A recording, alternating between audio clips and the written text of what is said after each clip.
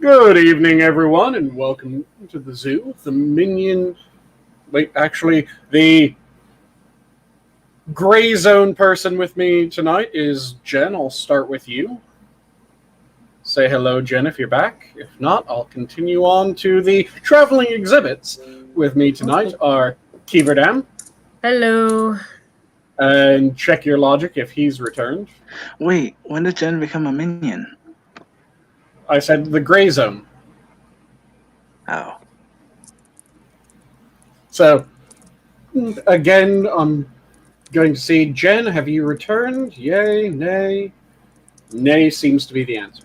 Okay, so I will quickly launch into the same message that I've been saying every night that I've been keeper at the top and tail of the show, which is there's a scheduling change. You might have noticed this by the fact that I'm here rather than Prospero on Thursday. So the scheduling changes are as follows. Prospero has stepped down as the permanent Thursday keeper, which means that Thursday is now a wild card day, at least for the time being. I'm going to be swapping from being the Wednesday keeper to being the Friday keeper in the next few weeks. Not sure exactly when that swap is going to happen, but you'll find out when you tune in on a Wednesday, and rather than hearing myself, you'll hear the One-Ton Hammer, who is one of our original keepers. In fact, he is our very first keeper. He's returning to be a weekly scheduled keeper. And he's going to be doing a special sort of show, because we all have keeper autonomy here at the Minions of the Zoo.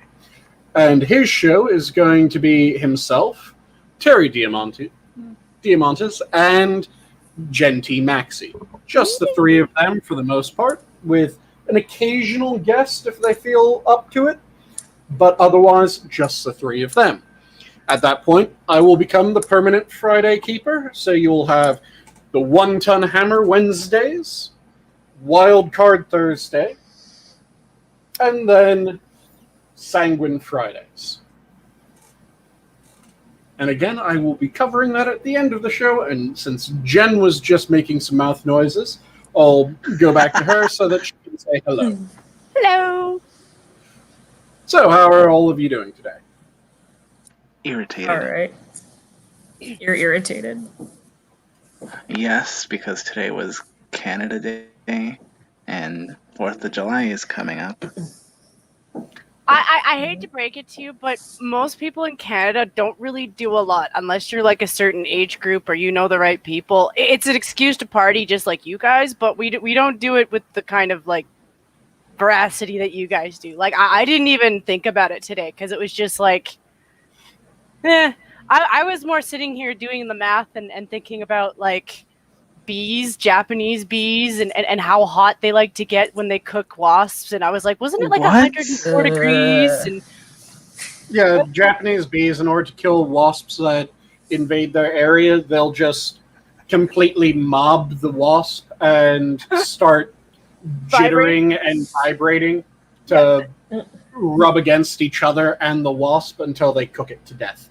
yeah, I was like, and you might be like, well, why are you thinking that way, Jen? And I'm like, well, that's because it was threatening to go up to 100 here. And I was just like, ooh, I don't know. Jesus.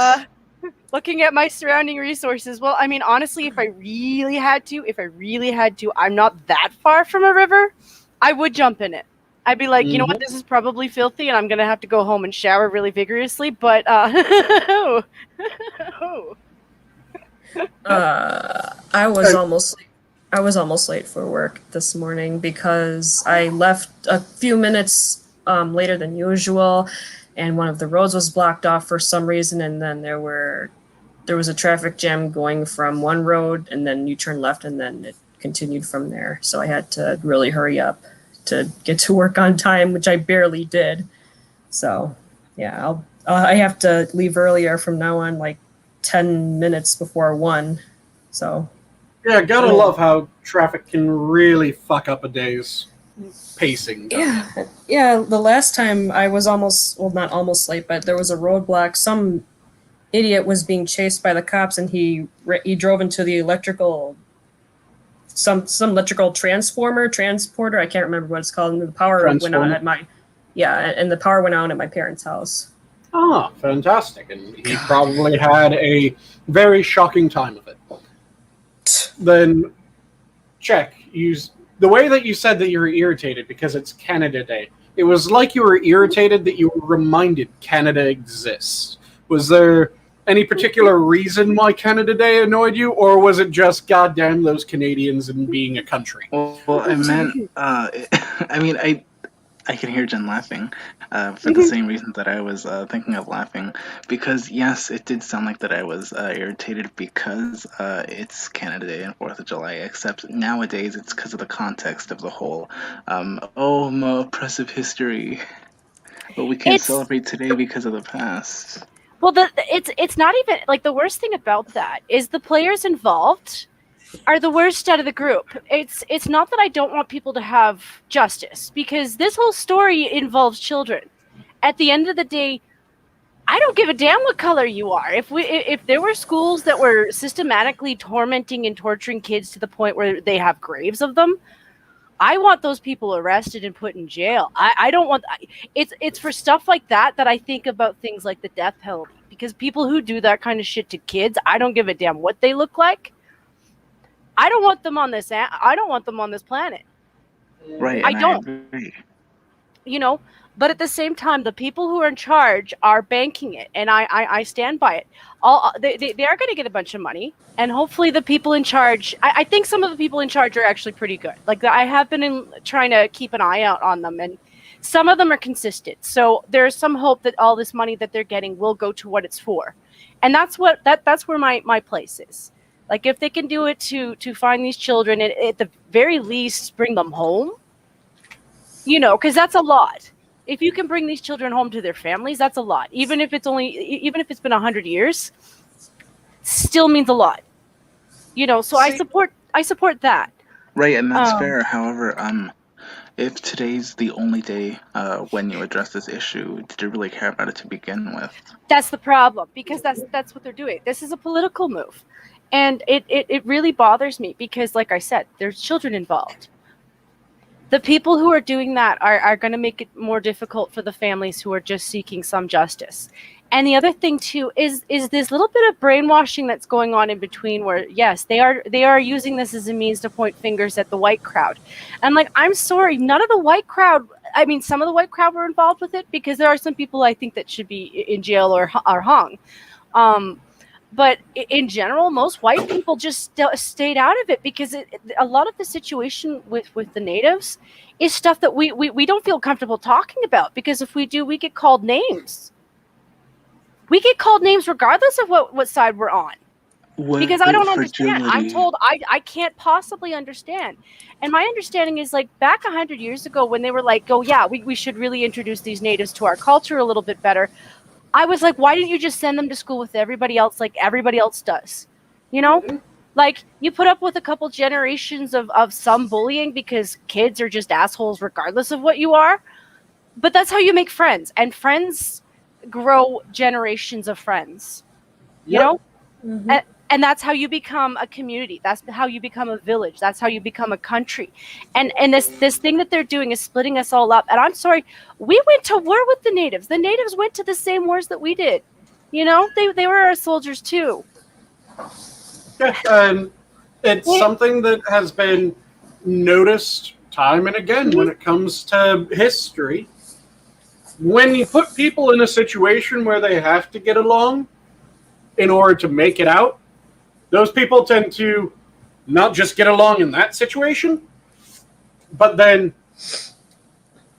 throughout their life, they continue going, don't you dare talk about them that way. That son of a bitch saved my fucking life. What the fuck did you do? There's a lot to brotherhood and sisterhood, and this is a thing that children do.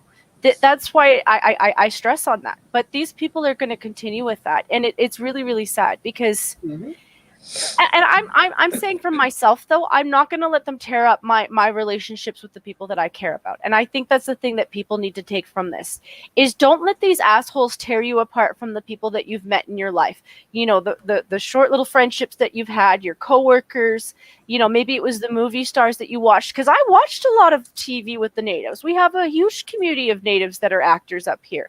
Do I remember all their names? No, because I wasn't that weirdo creeper who I just didn't do that kind of teen bop shit.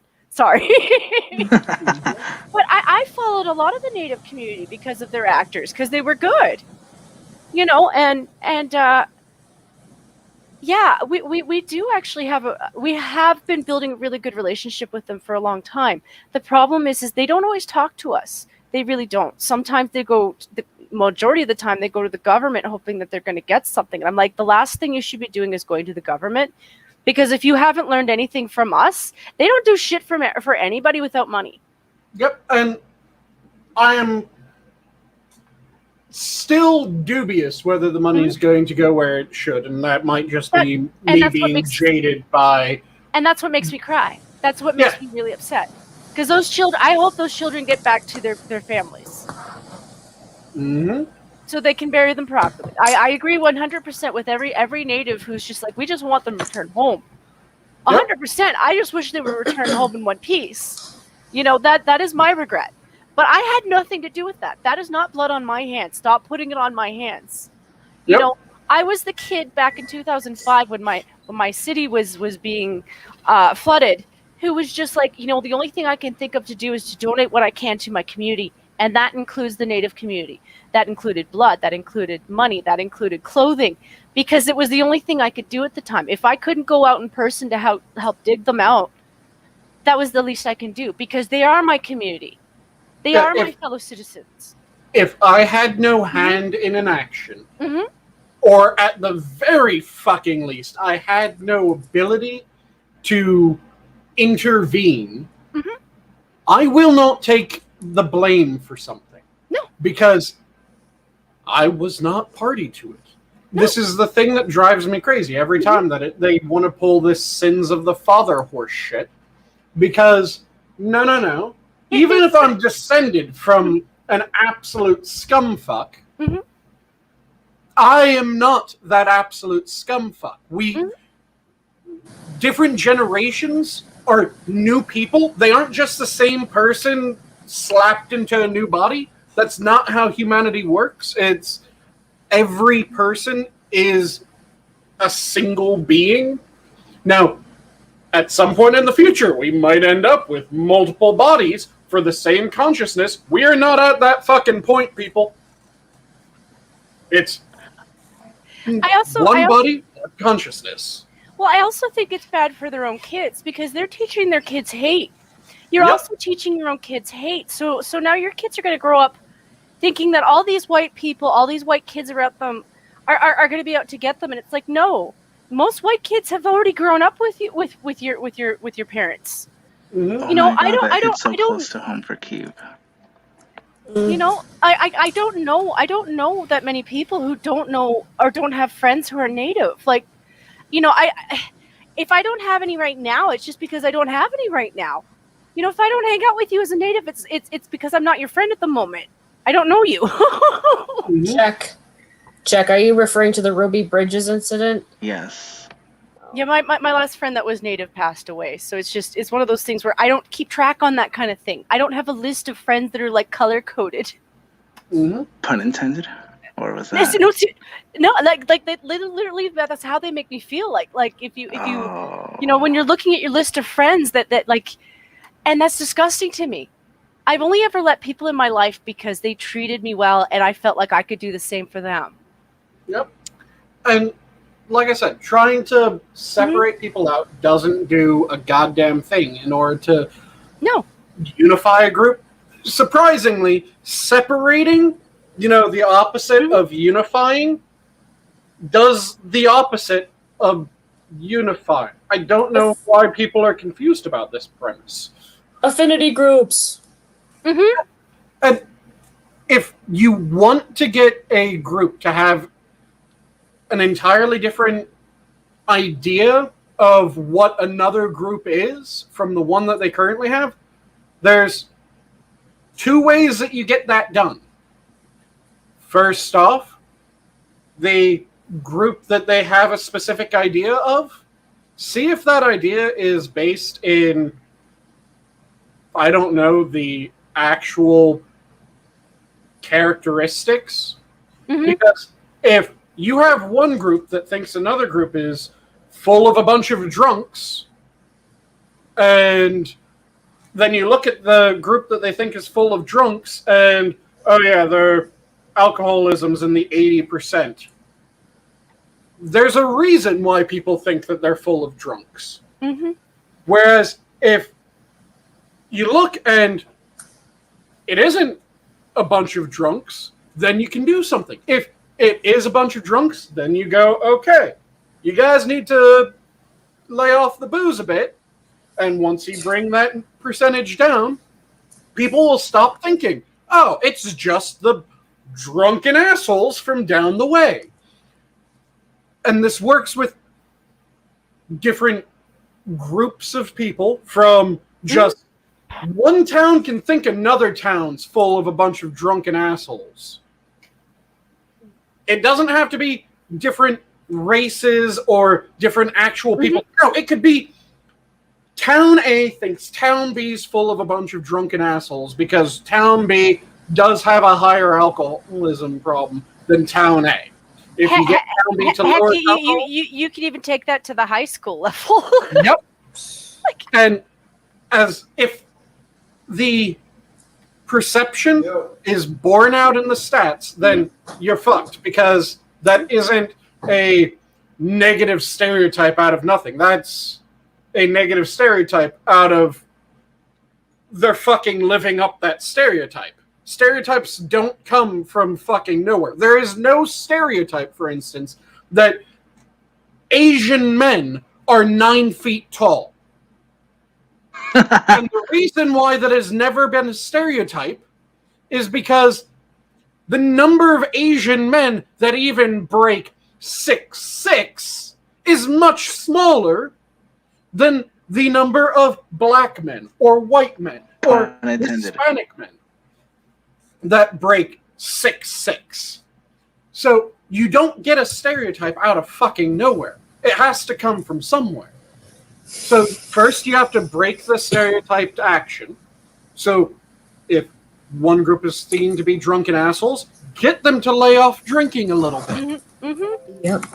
And then people will stop having that much of an impression. But that's only one part of the thing. You have to make sure that it isn't something that is being reinforced by actual action. The second thing is you bring them together in fields that actually have something on the line, not just office jobs. People don't really get changed by office jobs that much. When you look at the Irish are one of the best examples of this. Irish in early American history viewed as absolute scumfucks. Viewed as completely worthless. You don't want the Irish coming here because they're lazy drunkards who don't put in a decent day's work, who commit a fuck ton of crime. They're entirely pointless. Let's just not accept Irish people to the United States because they just make everything worse. And the Irish people in the States kept on getting told this, kept on getting viewed that way. What did the Irish do in order to change opinions? The Irish went, we're going to become fucking vital.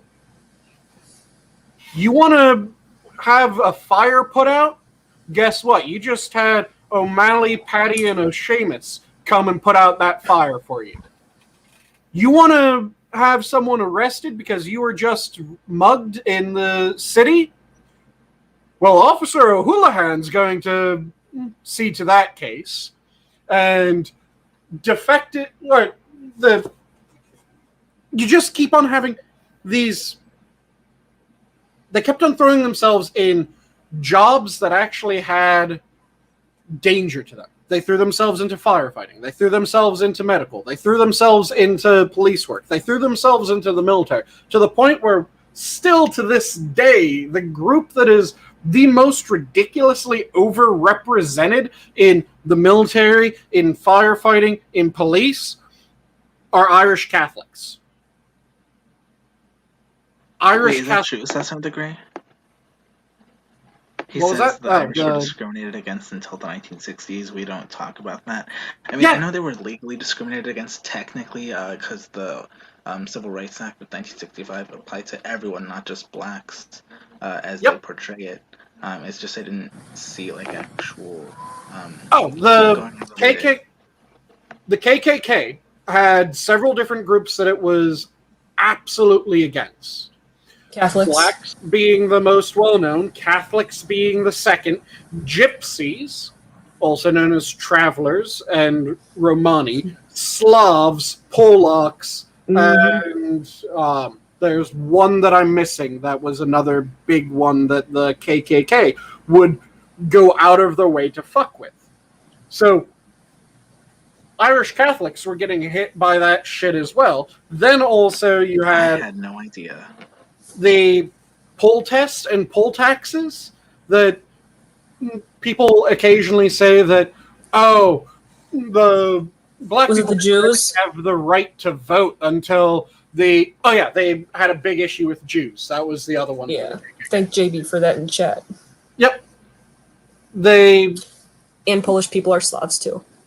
Yep, but they got separated out because fuck the Polacks in particular, apparently. So then you had the poll tax and poll test, which a lot of people will cite as saying, see, black people didn't even have the right to vote until the 60s. And then they don't want to say, well, if outlawing that was what gave black people the right to vote, then that was also when the Irish Catholics, the Polacks, the Gypsies, the Slavs, the insert a shit ton of other groups that were selected against by those tests, by those things. Those also didn't get to vote until the 60s either. Well, no, that's entirely different. The same things were made to keep them from vote. How is that It's the same goddamn thing. But the way that the Irish changed the opinion that people had of them was they went into dangerous jobs. They became fucking vital. There's a reason why the stereotype of a New York cop now is some ginger son of a bitch named Patrick. It's because the Irish threw themselves into police work. Ginger son of a bitch. Yeah. You see this in pretty much every major city. The New York Police Department. Fuck ton of Irishmen on the New York Police Department. Boston. You can't fucking walk down a single goddamn street without seeing an Irish police officer in goddamn Boston. The entire fucking force is just chock full of mix.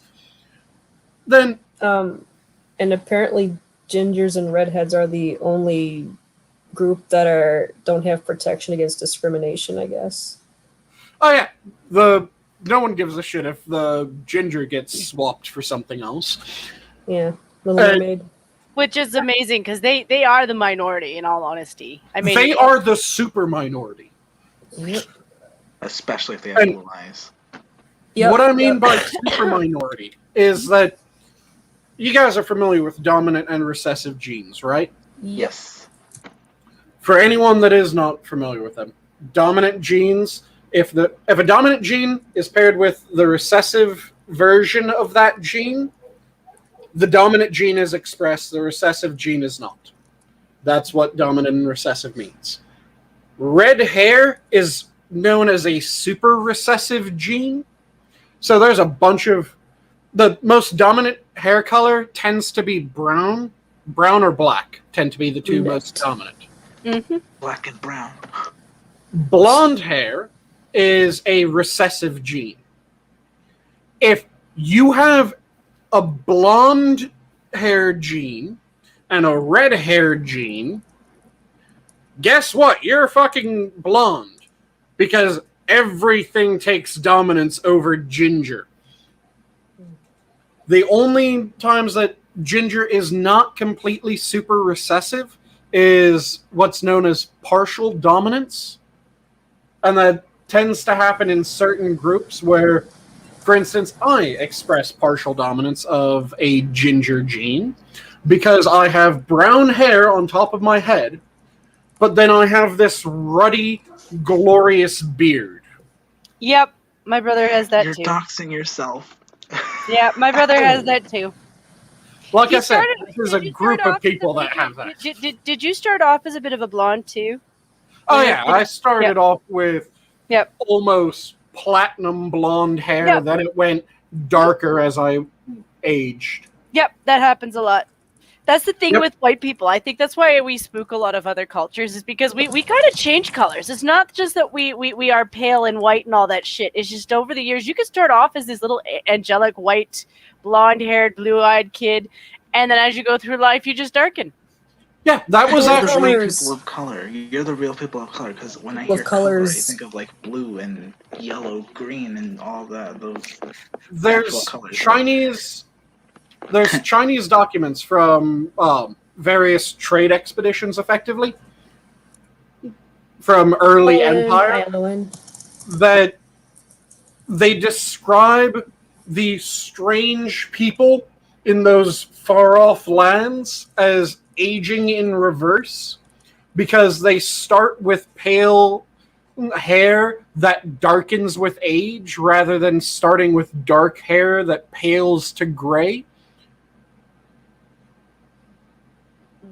And that was a thing that was written about in history, where it was Chinese people hadn't seen Europeans. They see Europeans and they're going, what the fuck's with the...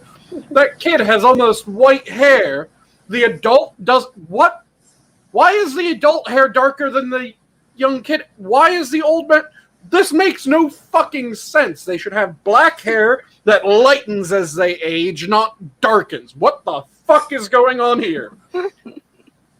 Wait, I have a question about dominant and recessive. So what if you have hair that's like that has red undertones? Like if it's brown and it has red undertones, or Like strawberry mine. blondes? Oh, just highlights? That's fairly standard. That's just when you have a hair color, it doesn't tend to be a single straight hair color unless you're talking about ridiculously platinum blonde. I have dark brunette hair with red undertones. Yep. I also think that there's a little bit more to do with genetics than people like to give it credit for. Like, I know there's places in Africa where there are people with blonde hair.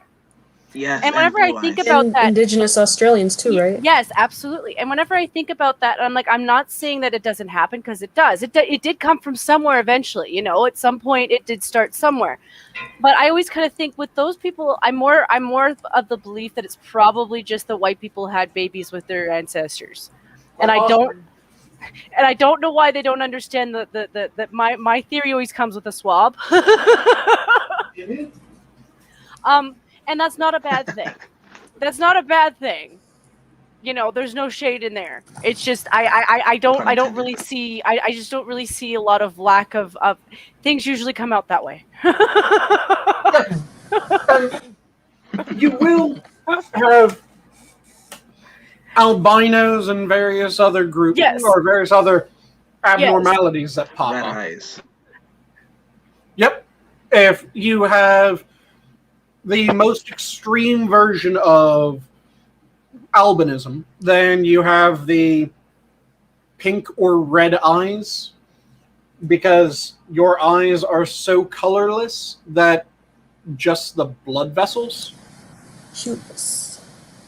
end up showing. And that's when you have the completely white-haired albino rather than just the very pale blonde hair. Mhm. Because there's different levels to albinism. It isn't just, oh, you're an albino, so you're automatically the palest son of a bitch on the planet. Yeah, it's about the level of melatonin that you have in, right? Something like that. Melatonin Melanin. makes you sleepy. Melanated. Yeah, melanin. Yeah, that's the Real word I quick. was thinking of, but I was just like, should I even be saying this word? I don't know. Well, real quick when we're still talking about eye colors, is it true that Elizabeth Taylor had purple eyes? It's speculated, I think so. Yeah, I think they Violet. described it. Yeah, as violet.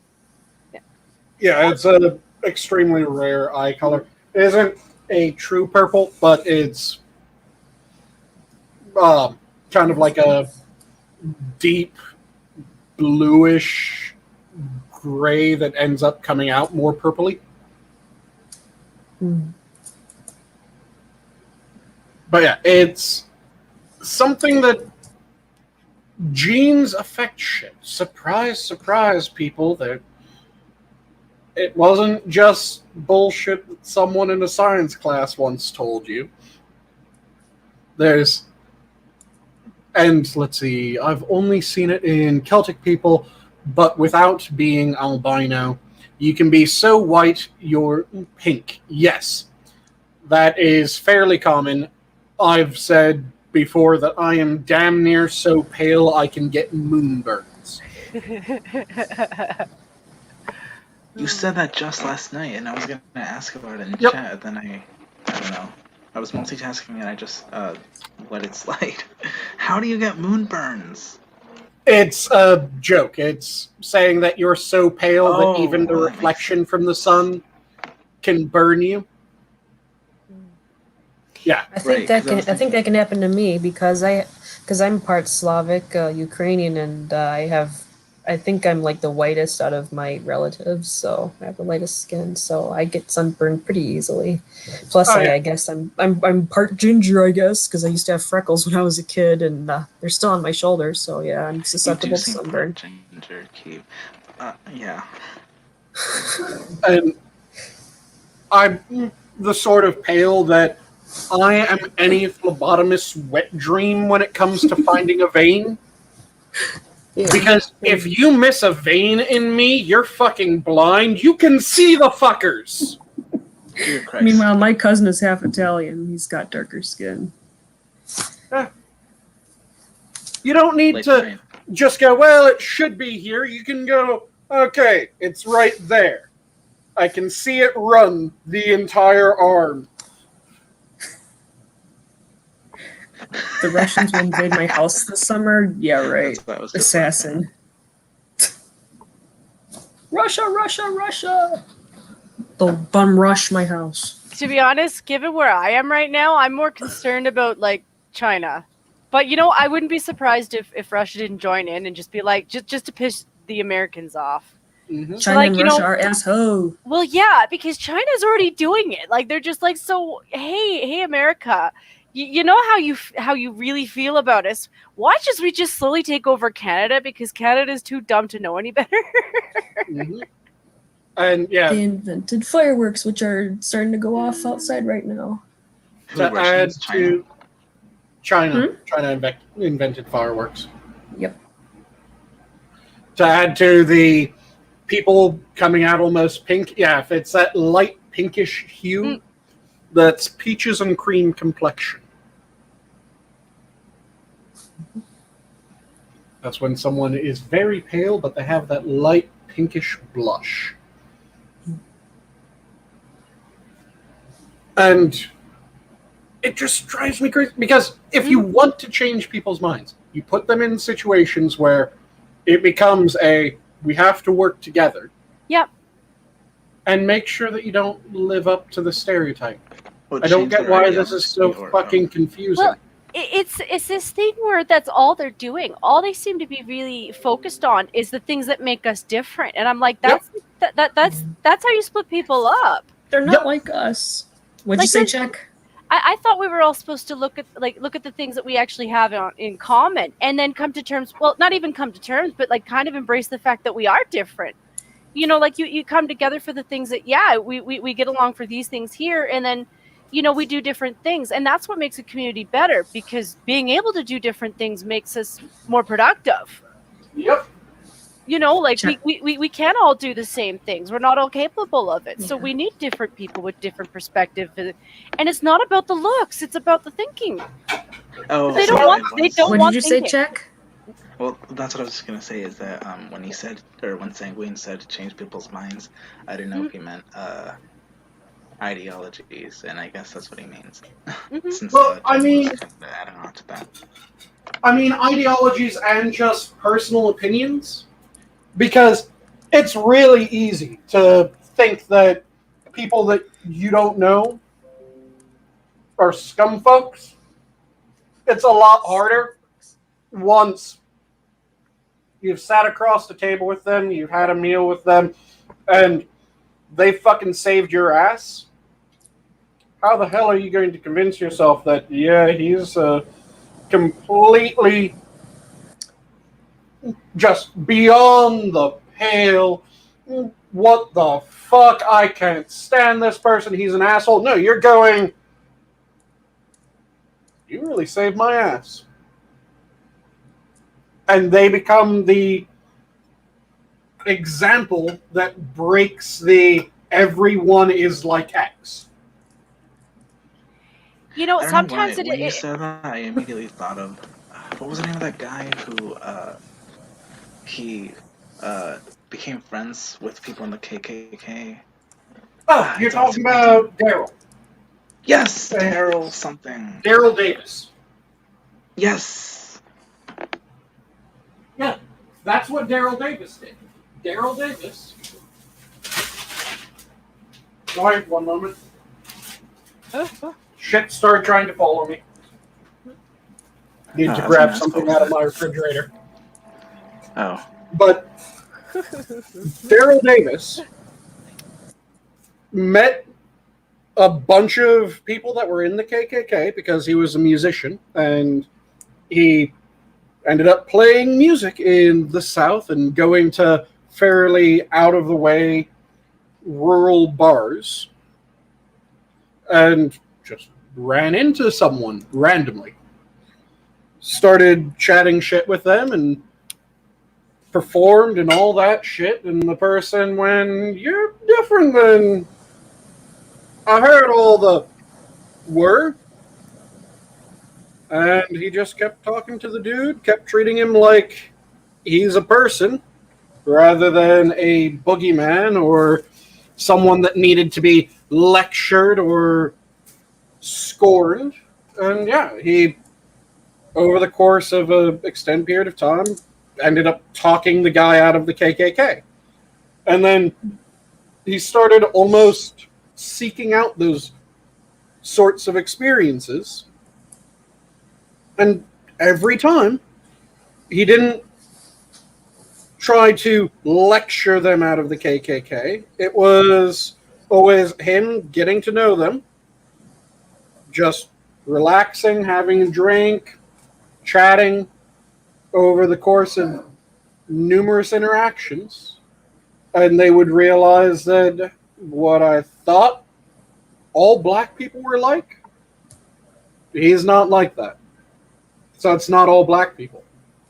How many is it? And they'd start having difficulty believing what they had been told. This is what you see pretty much every time that someone actually gets de-radicalized from anything. It's that they meet people that are completely contrary to what they've been told is the case. You see this with people that have stepped away from neo-Nazi groups.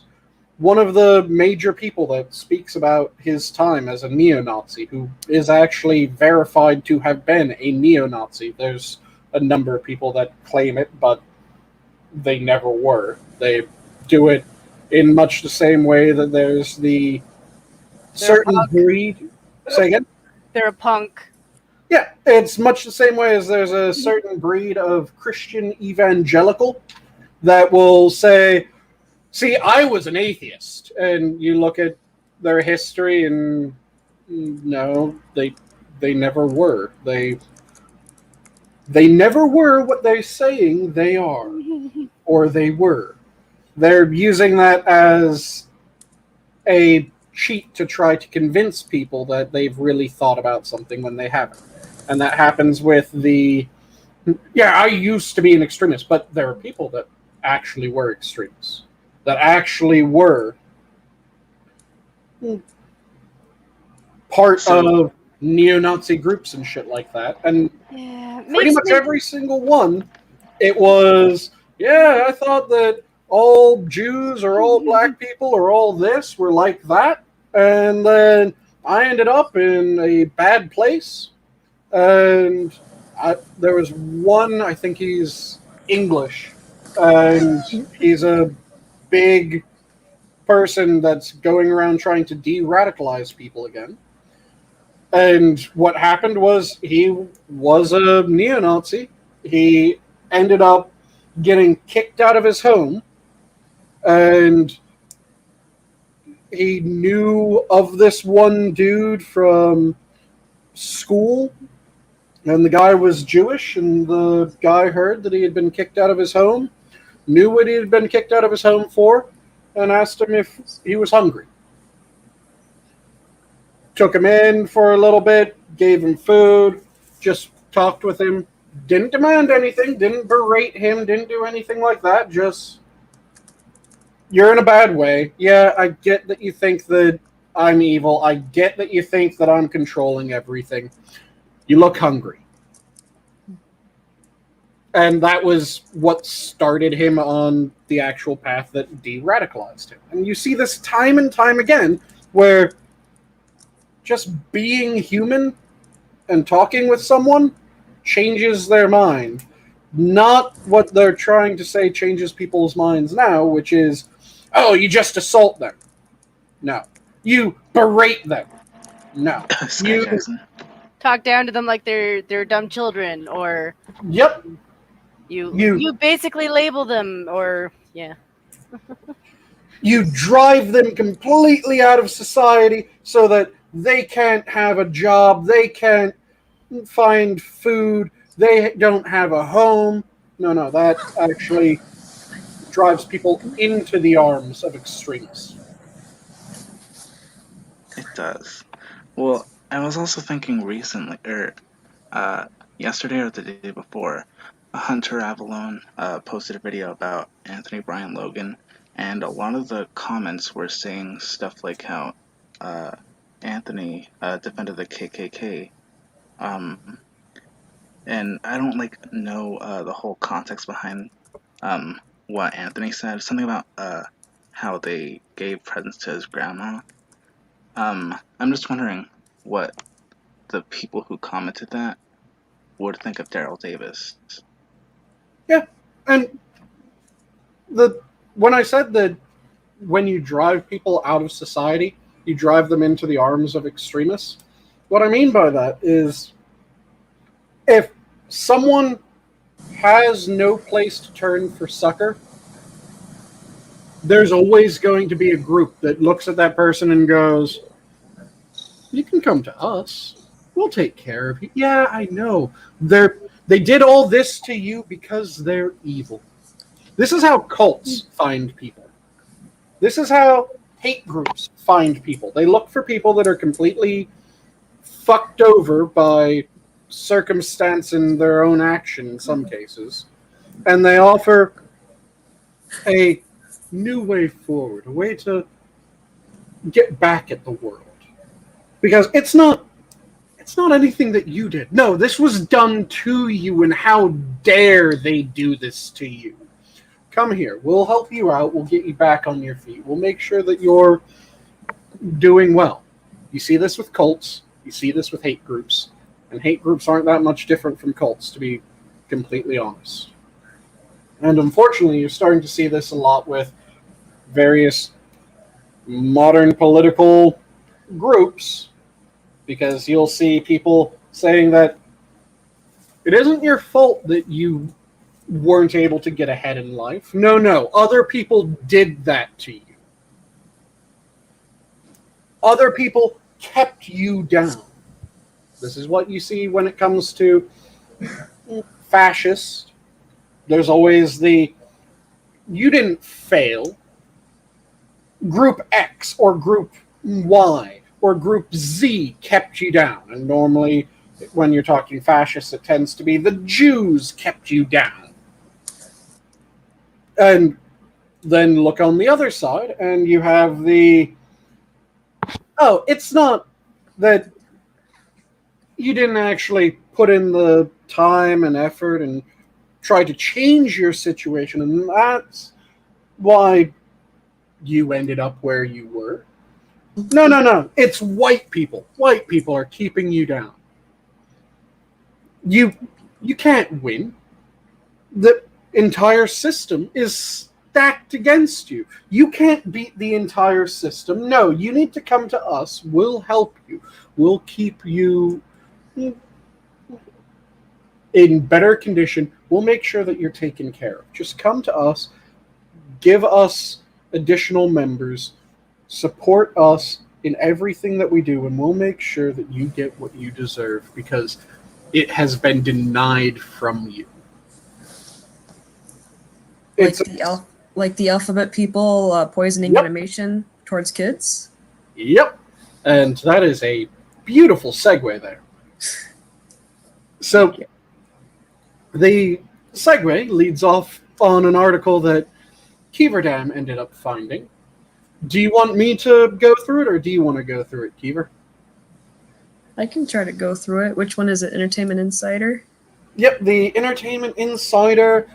Animation's queer women, trans, and non-binary creatives are pushing gender boundaries in kids' cartoons their counterparts couldn't or wouldn't dare. All right, do you want me to read the whole thing? Or just start going through it and we'll interrupt and go, what the fuck? And rant and rage and have some fun.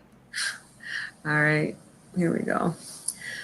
When Noelle Stevenson, the non-binary lesbian showrunner of She-Ra and the Princesses of Power, rebooted the 80s classic into one of the queerest shows on TV, Stevenson inadvertently waded into a complex debate about what is good and bad representation. Despite featuring at least 23 LGBTQ characters, including kids' animation's first known trans male, Jewel Star, the show's non-binary shape-shifting alien Double Trouble was met with equal amounts praise and pushback. Some fans criticized the character's role as a villain, and yet another representation of a non-binary character whose gender non-conformity was conflated with literal, quote, alienness, unquote. Hold on a moment. 23 different characters. Is there a character in that show that does not fit into an LGBTQ category? 23. There are entire 8 seasons long series that don't have 23 characters. According to Insider's database, transgender and non-binary characters are increasingly being represented within animated kids shows, but just 5% of the 259 LGBTQ characters Insider identified as human or a human hybrid, compared to 49% of cisgender characters. Stevenson told Insider that She-Ra featured, quote, a good number of trans and non-binary crew just telling stories about ourselves, unquote. And because that crew had so casually ingrained their gender diversity into the show, the controversy around Double Trouble somewhat blindsided Stevenson, who said, quote, they might have done some things differently, unquote, had they known. Quote, you come into it being like, I want to tell the story with a character that compels me, and then you realize that it's part of this bigger conversation, unquote, Stevenson said. Quote, and that's a really good conversation to be having because it points to the limits of our imagination, unquote. Double Trouble is just one example of the rapid rise in LGBTQ characters within kids animation, including a newer and complicated wave of non-binary, trans, and other gender minority representation. And just to cut in again real quick, so they have a problem that it's just 5% of... Wait, no, it's just 5% of those characters identified as human. Okay, that's different than what I originally thought they were or saying. Human hybrid. Curious. I thought originally that they were saying just 5% of characters are identified as that, and I'm going, okay, what percent do you think it should be? Because do you guys happen to At know least what 50%. Do you happen to know what percent of the population is LGBT? 2%? The Right. highest estimate is 4.6. Oh, well, that's And- just under 5. Yep, just under 5. Hmm. So if they were going, well, it's only 5%, I was going to go, how many do you want? That's overrepresented by the stats. Not drastically, but overrepresented. Now, if you're talking trans, then yeah, that's in the maybe 1 to 2% category. It's the gay, lesbian, and bi that bumps it up to the about 5% of the population. Mm-hmm. And while creatives are asking themselves tougher questions when it comes to gender representation in cartoons, they're often the ones pushing for diversity on screen at a very high personal cost. I don't know if this is a new article. Oh, I don't think it is. There's a big bold text. Kids animation's current lack of gender diversity parallels a historical underrepresentation behind the scenes. That's I guess the next headline or something. The rise of gender diverse representation isn't a coincidence. Shows created and run by queer women, trans, and non-binary showrunners are largely responsible for the influx of non-binary and trans characters in kids animation. Among the 10 animated kids series that feature the most LGBTQ characters, trans, non-binary, and queer creators account for 65% of that representation alone. Christy Reed, a voice director for Summer Camp Island, chalked this up to others being less likely to fight, quote, because they have other stories they want to tell, unquote. Quote, it's really a matter of who's willing to advocate in a way that's going to make their life difficult, and those who do are brave and typically of the community, unquote, Reed added. But these creatives haven't always been in positions to even fight for these characters. Katie Krenz, a former Cartoon Network executive for series like Craig of the Creek, told Insider it wasn't until after the mid-2000s that she saw women and LGBTQ people in significant creative positions. And then there's a graph showing gender minority characters by year of confirmation. That explains the drop in quality. Yeah, it's from 2011 to this year, 2021. And Well, it says remember- under it, huh? Go on. I was just going to add something. Okay, I'm just going to read the note here first. Chart features a timeline of gender minority characters by their confirmation year. A character's confirmation year is defined as the first time Insider found qualifying evidence of a character's LGBTQ status either in or out of the character's respective show. What were we going to say now, Jack? Well, I was going to say, I remember Inquisitor once mentioned the sexuality, the orientation, basically the identity of the character should not be the selling point of the show or movie or whatever it's going to be. And I've phrased it as there's a difference between a character that happens to be gay and a gay character. Mm-hmm. It's when you have the latter that it becomes a problem. A character that happens to be gay is someone that you'll find out that, yeah, they're gay, but it's in passing. The only time when it becomes anything other than when it's in passing is when it's some element of that becomes a focus. Like there's a book series by Trudy Caravan, if I remember correctly. It's the Black Magician series, and then there's a follow-up to that, which is the Traitor Queen series. And in both of those series, there's a couple of characters that are gay.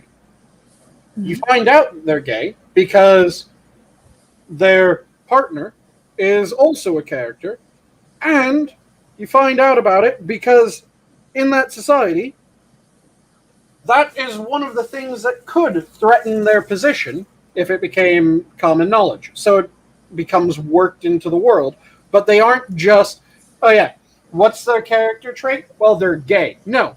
The character trait of the two characters is that they're ambassadors, they're extremely charismatic, they think through shit rather well, and they are dealing with everything. It's just so happens that, yeah, they're gay, they fall in love, whoop-de-doo. It's more happenstance. Yeah, it's happenstance. It's not Ambassador Danil. Did you know I'm gay?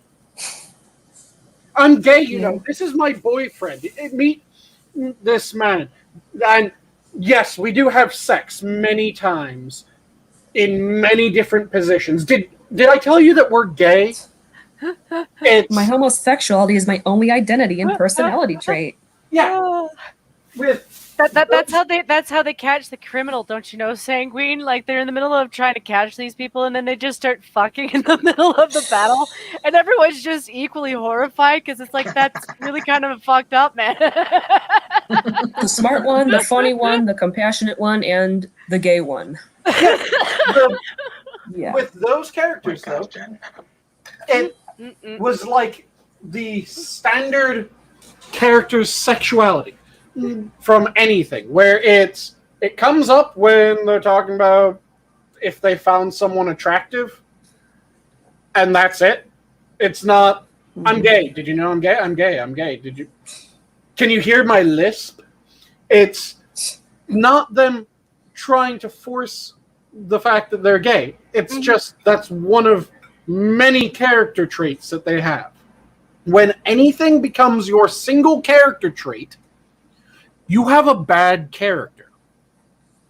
It also kind of makes for I'm sorry, a lot of my complaints with what they do with these characters is the way they kind of take guys who are friends, best friends, good friends, and they automatically have to take something that's actually really simple and kind of a beautiful relationship as it is, and then they have to make it about sex. And it's just like, do you realize how shallow that makes you look as a group of people?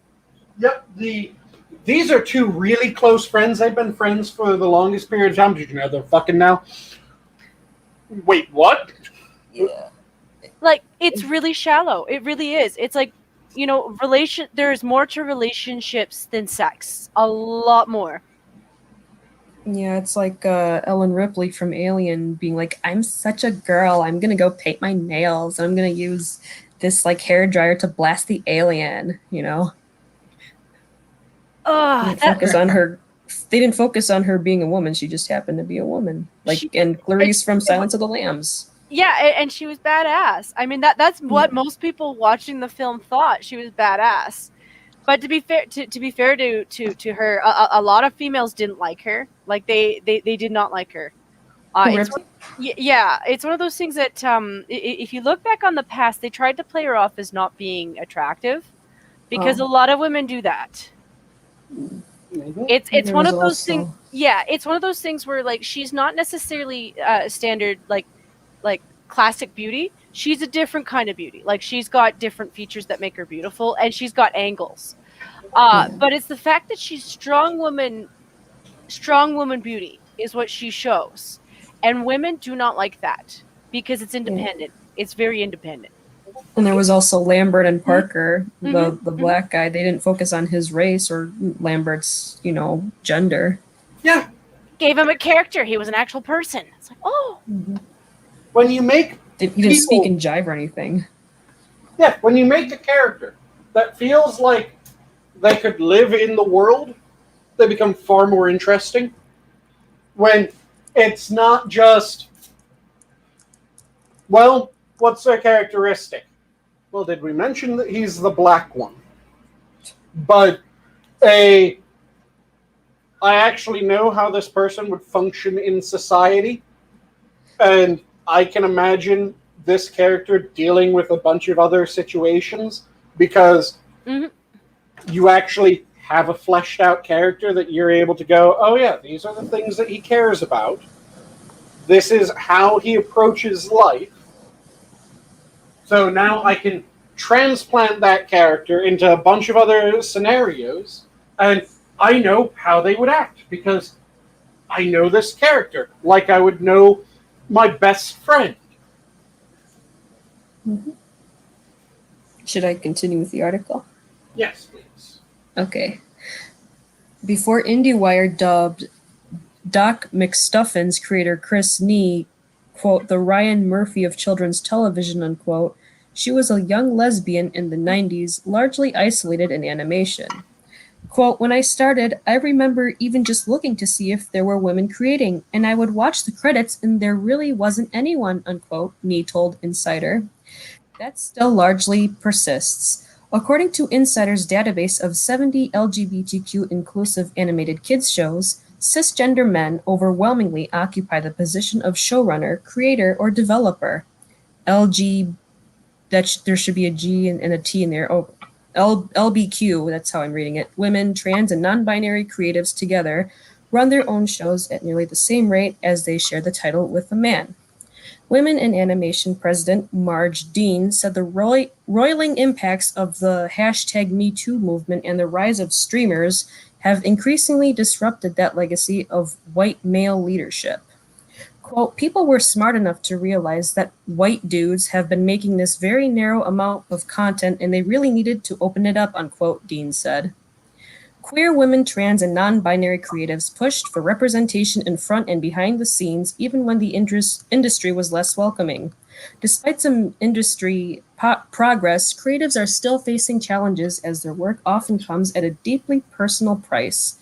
Shady Petoskey, the first known transgender showrunner in animation and creator of 2017's Danger and Eggs, experienced many challenges while trying to produce her show, beginning with the pitch process.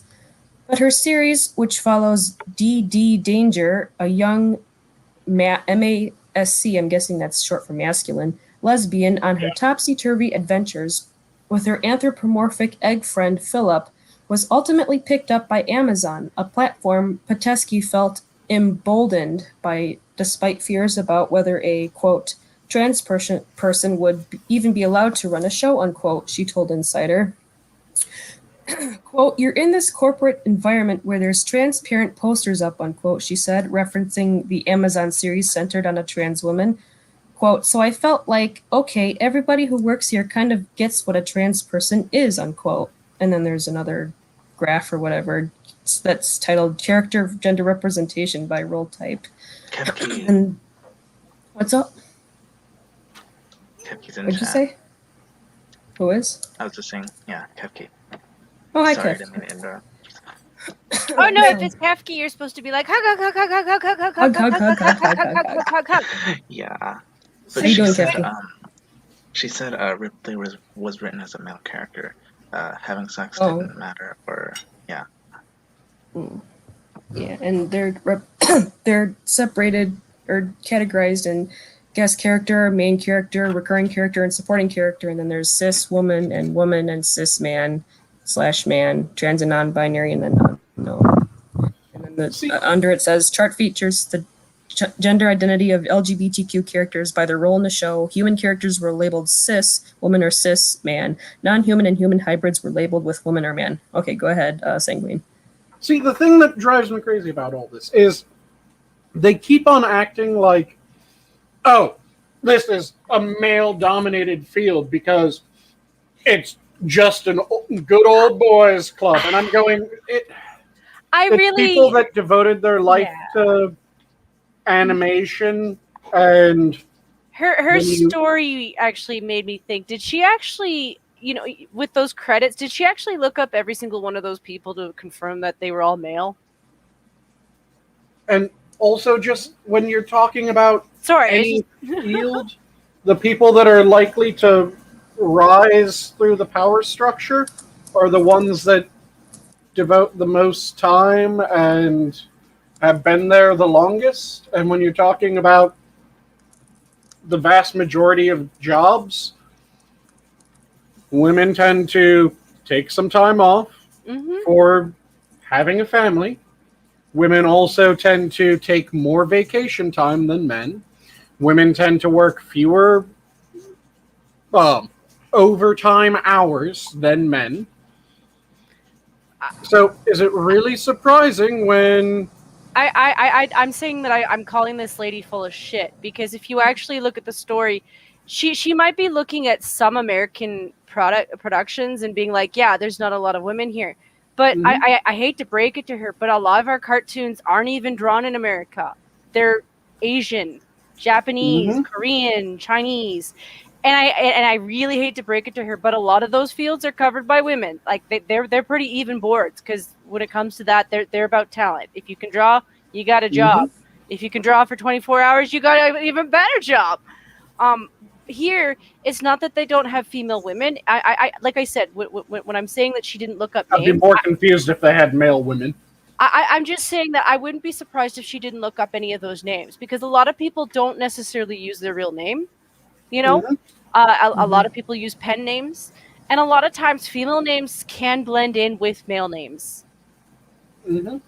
You know, Mhm. and I'm not saying that doesn't mean that there aren't less in North America, but I am saying that in North America as a field is not necessarily as popular, or at least it wasn't back in the day. In terms of cartoons and jobs, it's not that women weren't into it, it's just not as many were. And again, when you're talking, she wasn't just looking at the artist; she was looking Mhm. at the showrunners. Hmm. You don't just become a showrunner. That's you put in time, you put in effort, you put in your dues effectively. And again, just like why are there more male CEOs than women CEOs? Okay, let's look at who tends to put in the greater number of hours. And I'd still tell her to go back across the ocean to Japan, because if you really want to look at artists and women who are winning the battle, a lot of big names in Japan, mhm, really big names running the show, are women. mhm, There are also more male garbage collectors than female garbage collectors, but nobody Yep. talks about that. Yeah, they don't. It's actually not encouraged. It's actually one of those things when I look back at it and I'm like, is that something a girl could do? Because I would do it. I mean, you get paid a shit ton for that work. mhm. I don't care if I stink a little bit. I was single for a long time. I'm like, nobody's gonna smell me other than my cat. I'm like, I've smelled your poo box. It's my I turn. work at a factory, so yeah. Yeah, Dirt. like I got And- kids. When you talk about garbage collectors and sanitation workers, they are one of the fields that they get paid a lot because that's the amount that they have to pay in order to have anyone go, yeah, I'll do that job. Because if you offer less than what they currently pay, how many people are going to go, yeah, I'll go crawl around a sewer system? yeah, put my life at risk. Sure. Minimum wage to be thigh high in human feces? That sounds like a dream deal there. Where the show was overt and it had many of its animated counterparts was in its queer themes and elements of LGBTQ culture like chosen families and pride, with stories driven by its queer cast and crew. But it didn't come easy, with Petoskey sharing that, quote, there were little arguments and battles and suspensions, unquote, throughout the production process. Quote, I had to fight with the help of GLAAD to get the actual word pride in instead of it being called Rainbow Parade or something, unquote, Patesky told Insider. Queer characters at the forefront of representation have had to endure homophobic backlash and threats. Tanika Stotts, a gender-fluid writer on Steven Universe Future, told Insider that non-binary bisexual showrunner-creator Rebecca Sugar similarly, quote, went out of the way to make sure that their show was staffed as inclusive as possible, unquote, identifying talent from places like Twitter and Tumblr rather than relying solely on the industry's Rolodex. That's Again, partly that why... explains the art quality. Yeah, She-Ra's new design is disgusting. Anyway, that's partly why Sugar's Steven Universe characters account for a significant chunk of the gender minority representation found within Insider's database. And there's another chart with Steven Universe with the highest number of gender minority characters, apparently. And then there's a bunch of other ones, like Adventure Time and Void in Space and The Loud House. And it says under chart illustrates the number of gender minority characters in a series. Characters whose gender identities were unknown are excluded. That's not very inclusive. But, quote, being at the forefront of, quote, unquote, that expansive representation, Sugar said came with threats of physical and emotional violence. Quote, being at the forefront meant that there was very little queer content beyond what we were creating, unquote, Sugar told Hold Insider. on. What? I'm confused. What the fuck is emotional violence? Yeah, maybe they're threatening. But that would be a threat of physical violence, not a threat of emotional violence. It said that she had to deal with threats of physical violence or physical and emotional violence. Yeah. What the fuck is a threat of emotional violence? I'm gonna make you real sad one day. Yeah, violence is physical, dude. Anyway. I'm gonna steal your mood ring and then I'm gonna paint it black. You're welcome. Yeah. Quote, outside of the homophobic backlash and threats and the fear that my sexual identity and the LGBTQIA plus content in the show could shut us down if I spoke about it publicly, the support for what we were doing was often very qualified and hurtful too, unquote. Brandon Rhee, fandom's head of communities, spoke to Insider regarding an uptick in debates within fan community pages on a character's orientation and gender identity. In 2020, Rhee says these debates, or said, it should be said, these debates over gender identity and whether it's, quote, spelled out completely in the source material, unquote, became more prominent with cases of a show's talent stepping in. As non-binary creators building gender upending worlds, Sugar acknowledged that, quote, we have an additional challenge, which is navigating that in a world where we as people are being dehumanized, unquote. Jacob Tobia, the non-binary actor who voices Double Trouble, said that while there definitely needs to be non-binary representation on screen that reflects the community's vast physical diversity, animation's non-human characters also make a statement to the viewers they represent. Quote, there's something really powerful about escaping from the confines of having to be a human person when your only lived experience as a human person has been being forced into being a man or a woman in order to survive, unquote, they said. While representation is perhaps more complicated than it's ever been for the industry's most marginalized and those putting in the most work, they no longer have to do it alone, according to Sugar. Quote, visible queer content and multiple queer creators means no one has to feel isolated the way that I did, unquote. And I don't think there's any more left. I think that's the end of the article. That's it. They're saying that they're forced to be either a man or a woman because there's no third sex. Whereas sexual species, hermaphrodite isn't a third sex, though. I know. I'm just... Because in order for there to be a third sex, there would have to be a third sex that is involved in reproduction. Yeah, if you get that one person who figures out how to really, really be asexual and just reproduce on their own, then maybe you'll have a case of something out of the ordinary for humans. You know. They also say sex and gender are different. And I also think that if we ever do find that person, they need to be castrated immediately. Oh God, why? Yeah, that would be horrifying. I'm not gonna lie. I mean, there are some species of animals who can do that. That's why it makes sense as to why. Yeah, well, you know. I don't want someone that devoted their life to be able to do that actually reproducing. What the fuck? Why would you ever want that? That's what that's what happens when you have a species that runs out of a sex entirely. They end up forcing themselves to become the other sex so that they can continue. I think they're called a clownfish. Yeah, clownfish. Clownfish. Oh my God, we are in clown world. Oh my God, Dora was right. Or Dory, or whatever the fuck her name was. Oh, from Finding Nemo, yeah. Just keep swimming. I thought you were talking about Dora the Explorer. No. You really don't want to think about that when you're thinking about Finding Nemo, because then that means that one of the reasons Nemo's father was looking for Nemo was so that Nemo could fuck him. Mm-hmm. That's incest then. What? Yeah. Mm-hmm. Like I said, older clownfish become women. Mm-hmm. Yeah, they become the matriarch. Oh, dear Christ. Is your childhood dying over there, Check? Well, I didn't Dude. watch it a whole lot.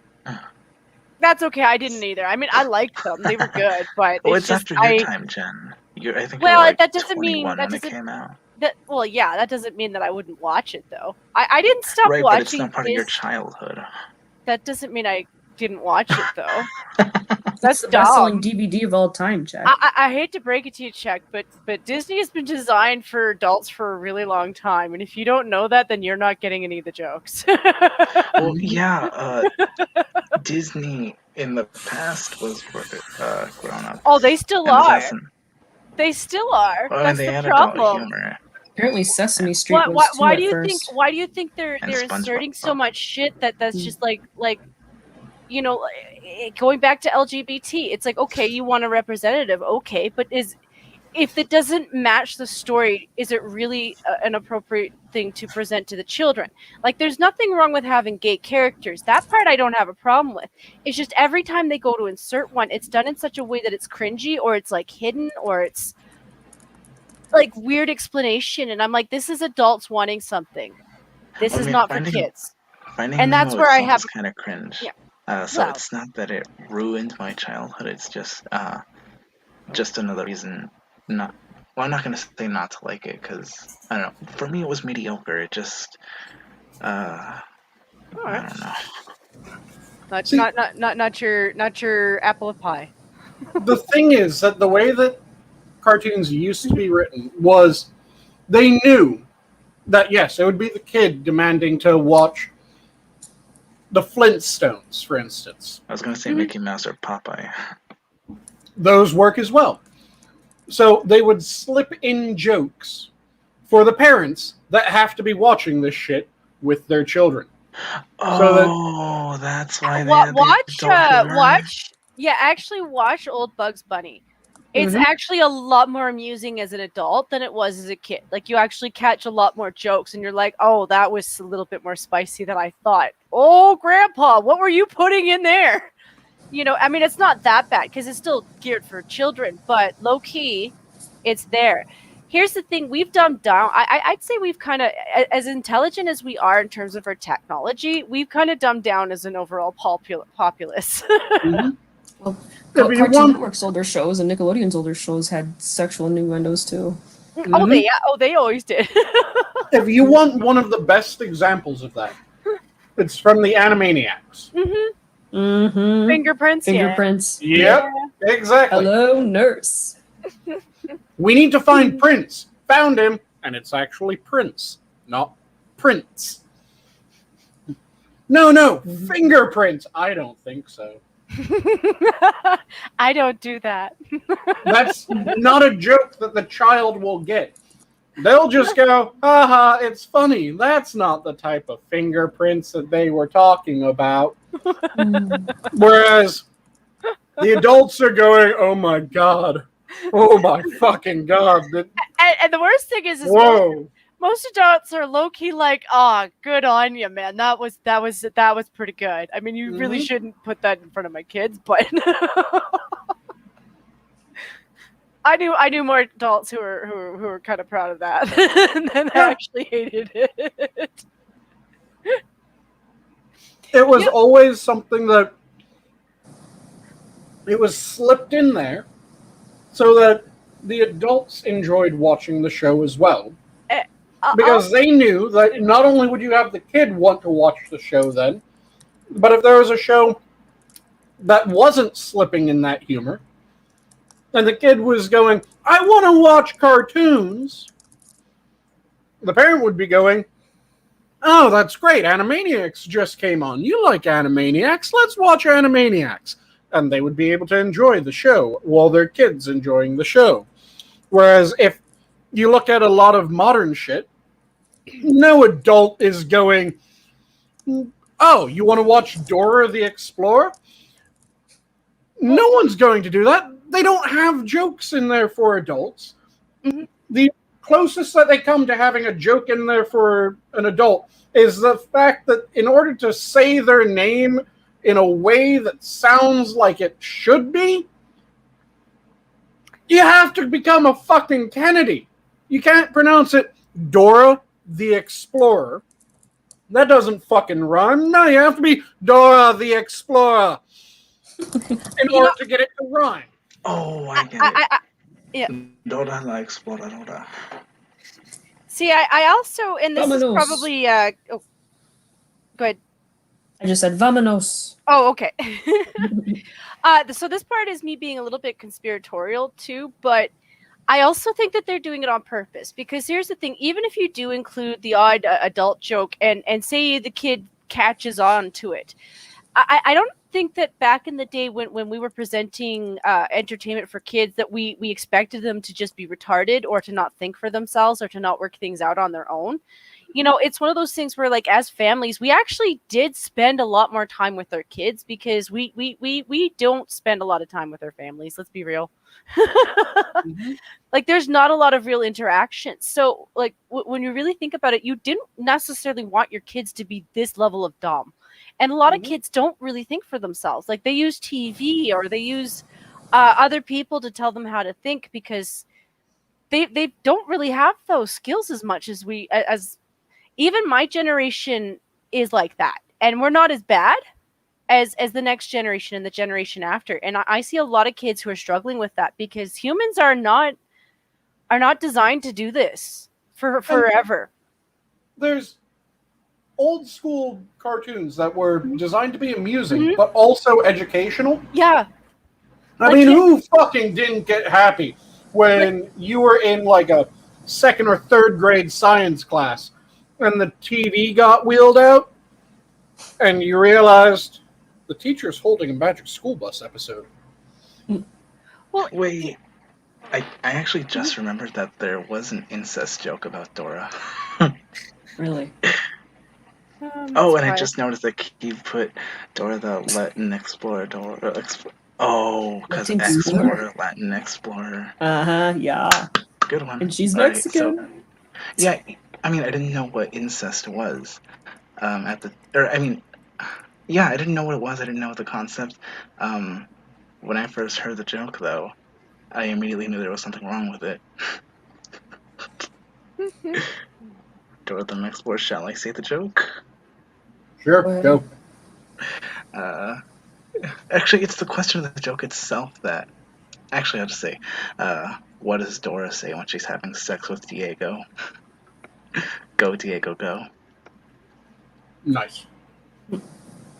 Because I first heard that and I thought, that's her cousin. Mm-hmm. But yeah, it used to be that we would build in these jokes and gags. Like, another really good example was The Muppet Show. The Muppet Show was designed to be enjoyed by kids and their parents at the same fucking time. Yes. Yes. Which is why you had really goddamn weird jokes and bits. Like, have any of you seen, I think it was first season, when they had Peter Sellers on for the Muppet Show? Kermit had this thing that was on the wall with Kermit, and it was just, he would interview the guest for that show. Yeah. Peter Sellers did not want to do On the Wall with Kermit. He did not, because he wasn't confident that he would actually be able to talk about himself. So instead, they did this just fucking weird skit where he's trying to dress up as, I want to say it was Queen Elizabeth, but he's forgotten what Queen Elizabeth looks like. So he's wearing this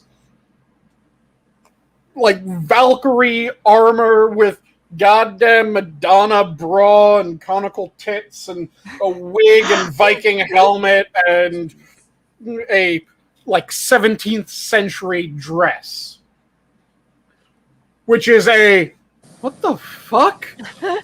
The kids get it because it's a what the fuck, and everyone understands a what the fuck, and it's funny because those don't go together. And then Peter Sellers utters one of the lines that I think is fucking hilarious, but it's dark as shit. Which was Kermit asks why he didn't want to just be himself. And Peter Sellers leans in and says, I had me surgically removed 8 years ago. Oh my god. Oh. The fuck was that, Peter Sellers?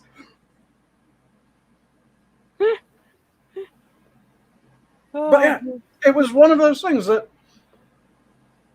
there's elements for kids throughout the entire thing. Nothing in the old school Muppet Show was something that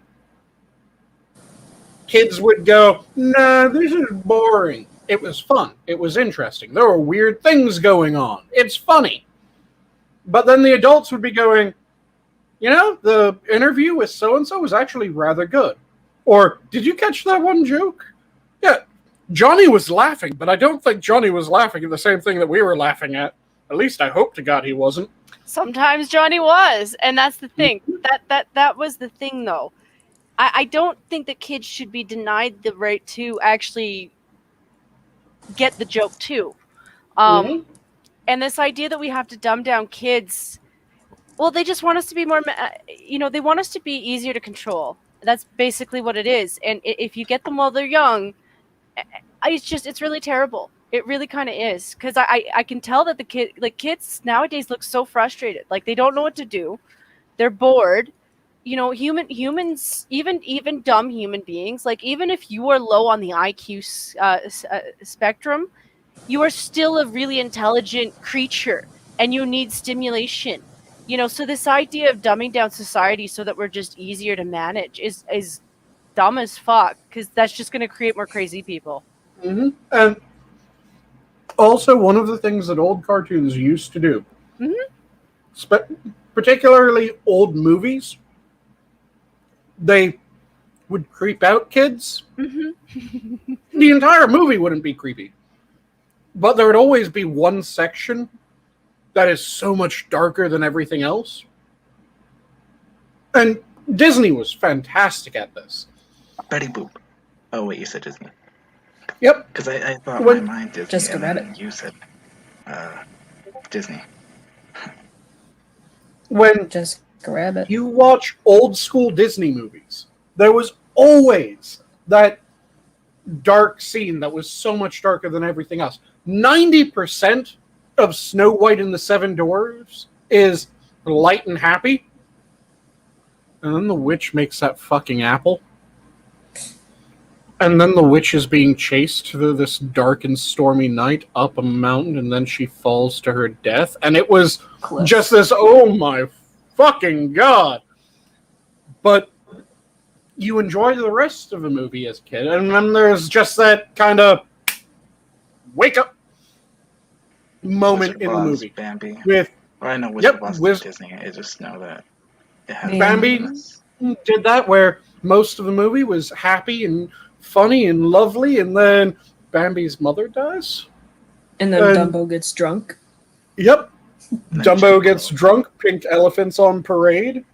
Pinocchio Jim smokes a Crow. cigar and also gets, I think he gets drunk, or the other boys get drunk. I always Yep. Well, I think that suspected even Dumbo's- happened too because of Lion King. I mean, Oh, I hate Lion to use that King had example. dark moments. Well, it's based off of Macbeth. Mm-hmm. Right. What's up, Because- Chuck? I mean, I hate hearing about how Lion King is like real. That's the one that everyone goes to. That it's like sad and dark. I just thought of it as an example because it's recent, or because it's like half a century after the other movies that we mentioned, Snow White, Bambi, Pinocchio, even Wizard of Oz, which isn't Disney. Winnie the I Pooh mean, and shit. the Heffalumps. You want a really good example of a more modern Disney movie that had that dark moment. It's still old now because it was more modern, or actually I'll give two. The Hunchback of Notre Dame. I The could have pointed to that. the song that Frollo sings, there's fucking fire demons singing in the chorus with him. What the fuck? But it was fun, and it was a good movie. Also, the ending fight. The other one that popped to mind was Hercules. It was light and happy for a large chunk of the movie, and then Hercules is having his soul sucked out of him by the fucking river Styx. What the hell? It's important to give those kids that little what the fuck moment. You need that this is uncomfortable, this is sad, or this is scary moment in order to have a movie that actually sticks with people, I think.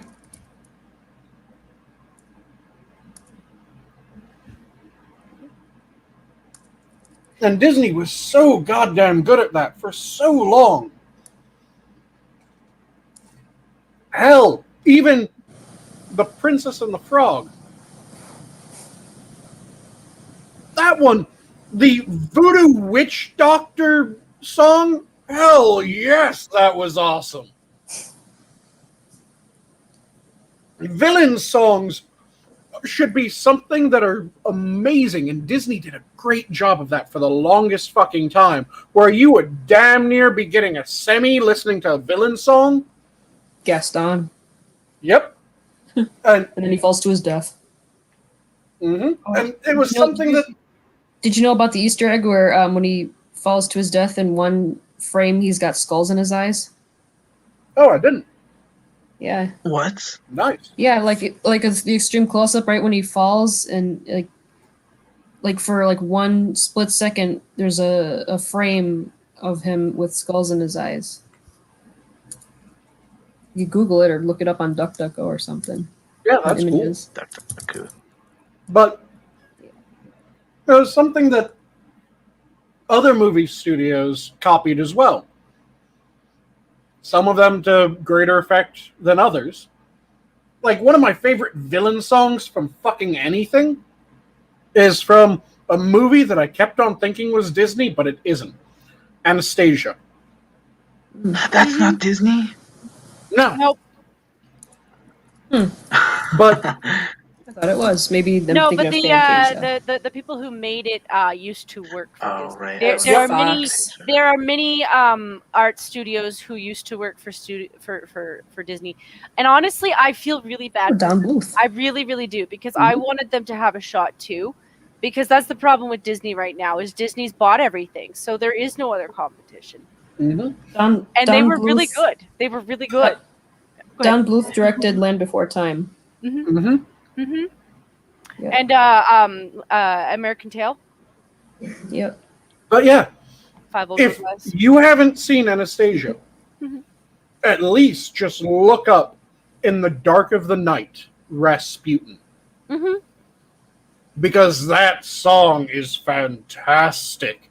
The visuals are silly. The song is creepy. And just the actor or singer that they had for that was amazing. That nice, rich baritone bass for the "Come, my minions, rise for your master, let your evil shine." It was fantastic. And it was one of those things where it was just the right amount of creepy, just the right amount of cartoony goodness. Fuck yeah! We need to bring back that element in kids' movies. And Disney still sometimes knocks it out of the park with that. Other times, not so much.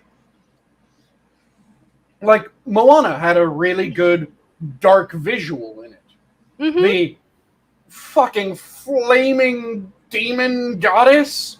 Hell yes! That's what I'm talking about. And then the twist with it being that she's the actual island goddess. Like, that's the thing with their storytelling. And I actually do feel for them, because sometimes they do actually do stuff with really good talent, and the show just gets shit on. Like, Moana got shit on because it was native. I thought you said Mulan. I'm sorry. And the thing that was baffling about that was they tried to shit on Disney for doing it because it was native, and I'm going, the entire voice cast, with the exception of maybe They loved 3 it. people, They loved Were it. Like they're not, goddamn Polynesian. you know, like they're not going to get everything right. Like people understand that because they're Disney and because they have to tell this story to like multiple groups of people, it's not going to be entirely accurate. But the amount of detail and work that they put in it, and all the artists that were involved in it, the community that was involved with it, they were really proud of it. And these people are, oh, you're racist because you're doing this. And I'm like, oh, are they racist because they're actually appreciating, not appropriating, appreciating another culture in a very beautiful way. And like I said, when you looked at the cast and a good chunk of the crew, it was jam-packed full of Polynesians and Samoans. And it was a really beautiful representation of this culture. It actually probably brought in a lot of people's interest in their culture. People who are now like, I want to actually learn more about you.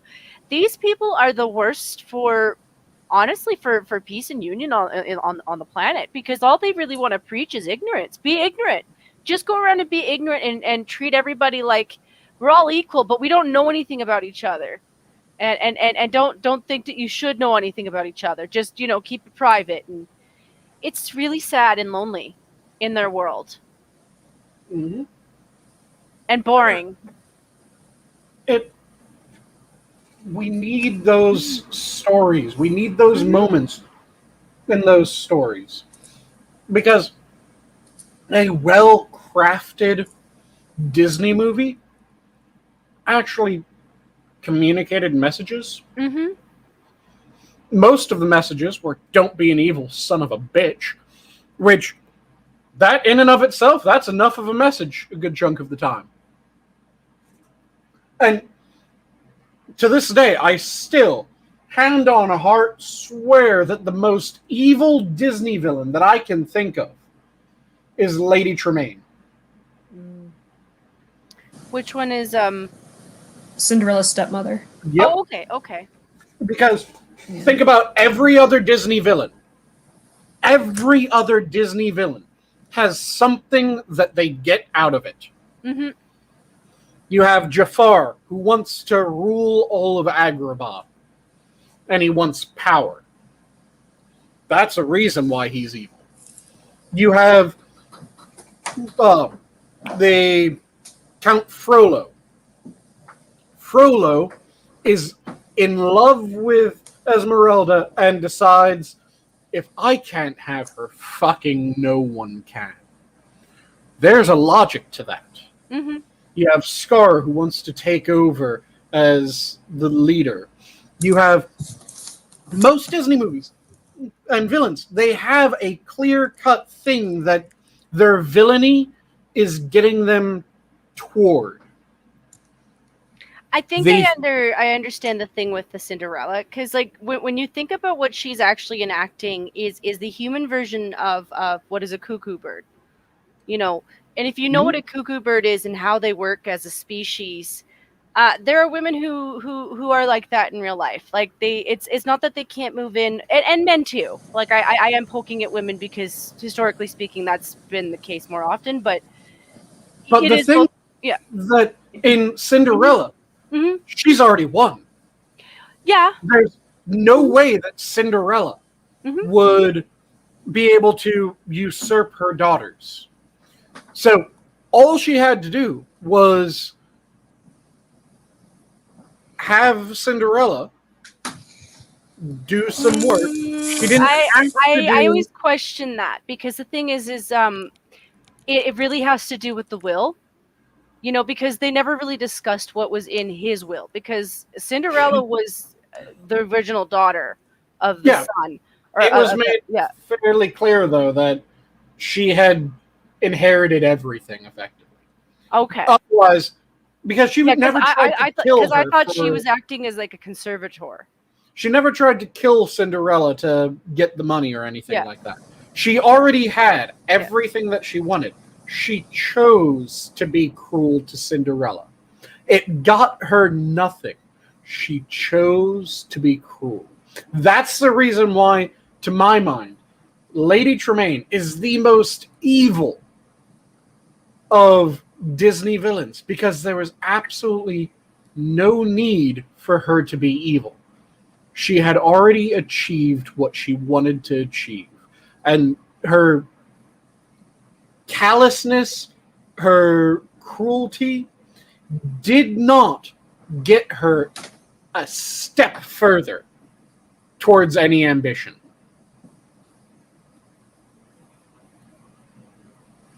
That was the thing that made me go, yeah, she's the most evil. Wasn't Everyone she jealous else. of Cinderella's beauty too? Yeah, it was just jealousy of the beauty, but there was nothing beyond that. And how kind she was? I don't know. Yeah. Whereas everything else was every other villain. They had a clear reason why they were doing what they were doing. It Yeah, wasn't she a made the other good daughters tear up her dress. Yeah. It was never a good reason, but they always had a reason. That's why I go back to that will thing, because I think there was actually something to do with that. Like, it's not that she inherited everything; she was a conservator. So, in terms of conservator, she was in charge of everything until a certain point.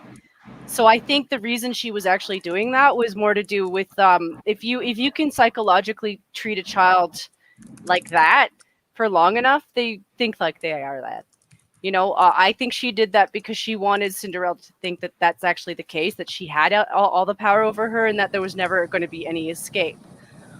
Because in the story, they talk about that, like in the original story. Yes, in the original, they did have an element of that. And it's not that it wasn't reflected. It's just it's not something you can really explain to children because that's a really complex situation. It's not a good one. And it's still kind of disgusting, but what she was trying to do in terms of the story is she was trying to build the ladder with her children. And in those situations, she probably was supposed to set up her daughter, like she was probably supposed to set up his daughter first. Mm-hmm. And she didn't want to do that because that means that the daughter, that daughter is going to go up first. Like she's going to have the highest position and she wants her daughters to get that. It's one of those political story underlying cuckoo stories that it's their version is better because it explains it in a nicer way. But yeah, cuckoo birds are bad. Mm-hmm. But yeah, we need to go back to stories that actually hit emotions and not just an empty payoff. Yeah, and I really want to I want to see them stop making excuses for why the villains are allowed to be villains because the Cruella thing is just pathetic. Yeah. The only thing they achieved was Cruella being a hot Cruella because it was Emma Stone. I'm like, good for you. Yeah. And the number of people that tried to defend Cruella, I was just going, what the fuck? Because I'm sorry. Being pissed off that your mother was killed by Dalmatians, sure, that makes sense. I can understand why that would happen.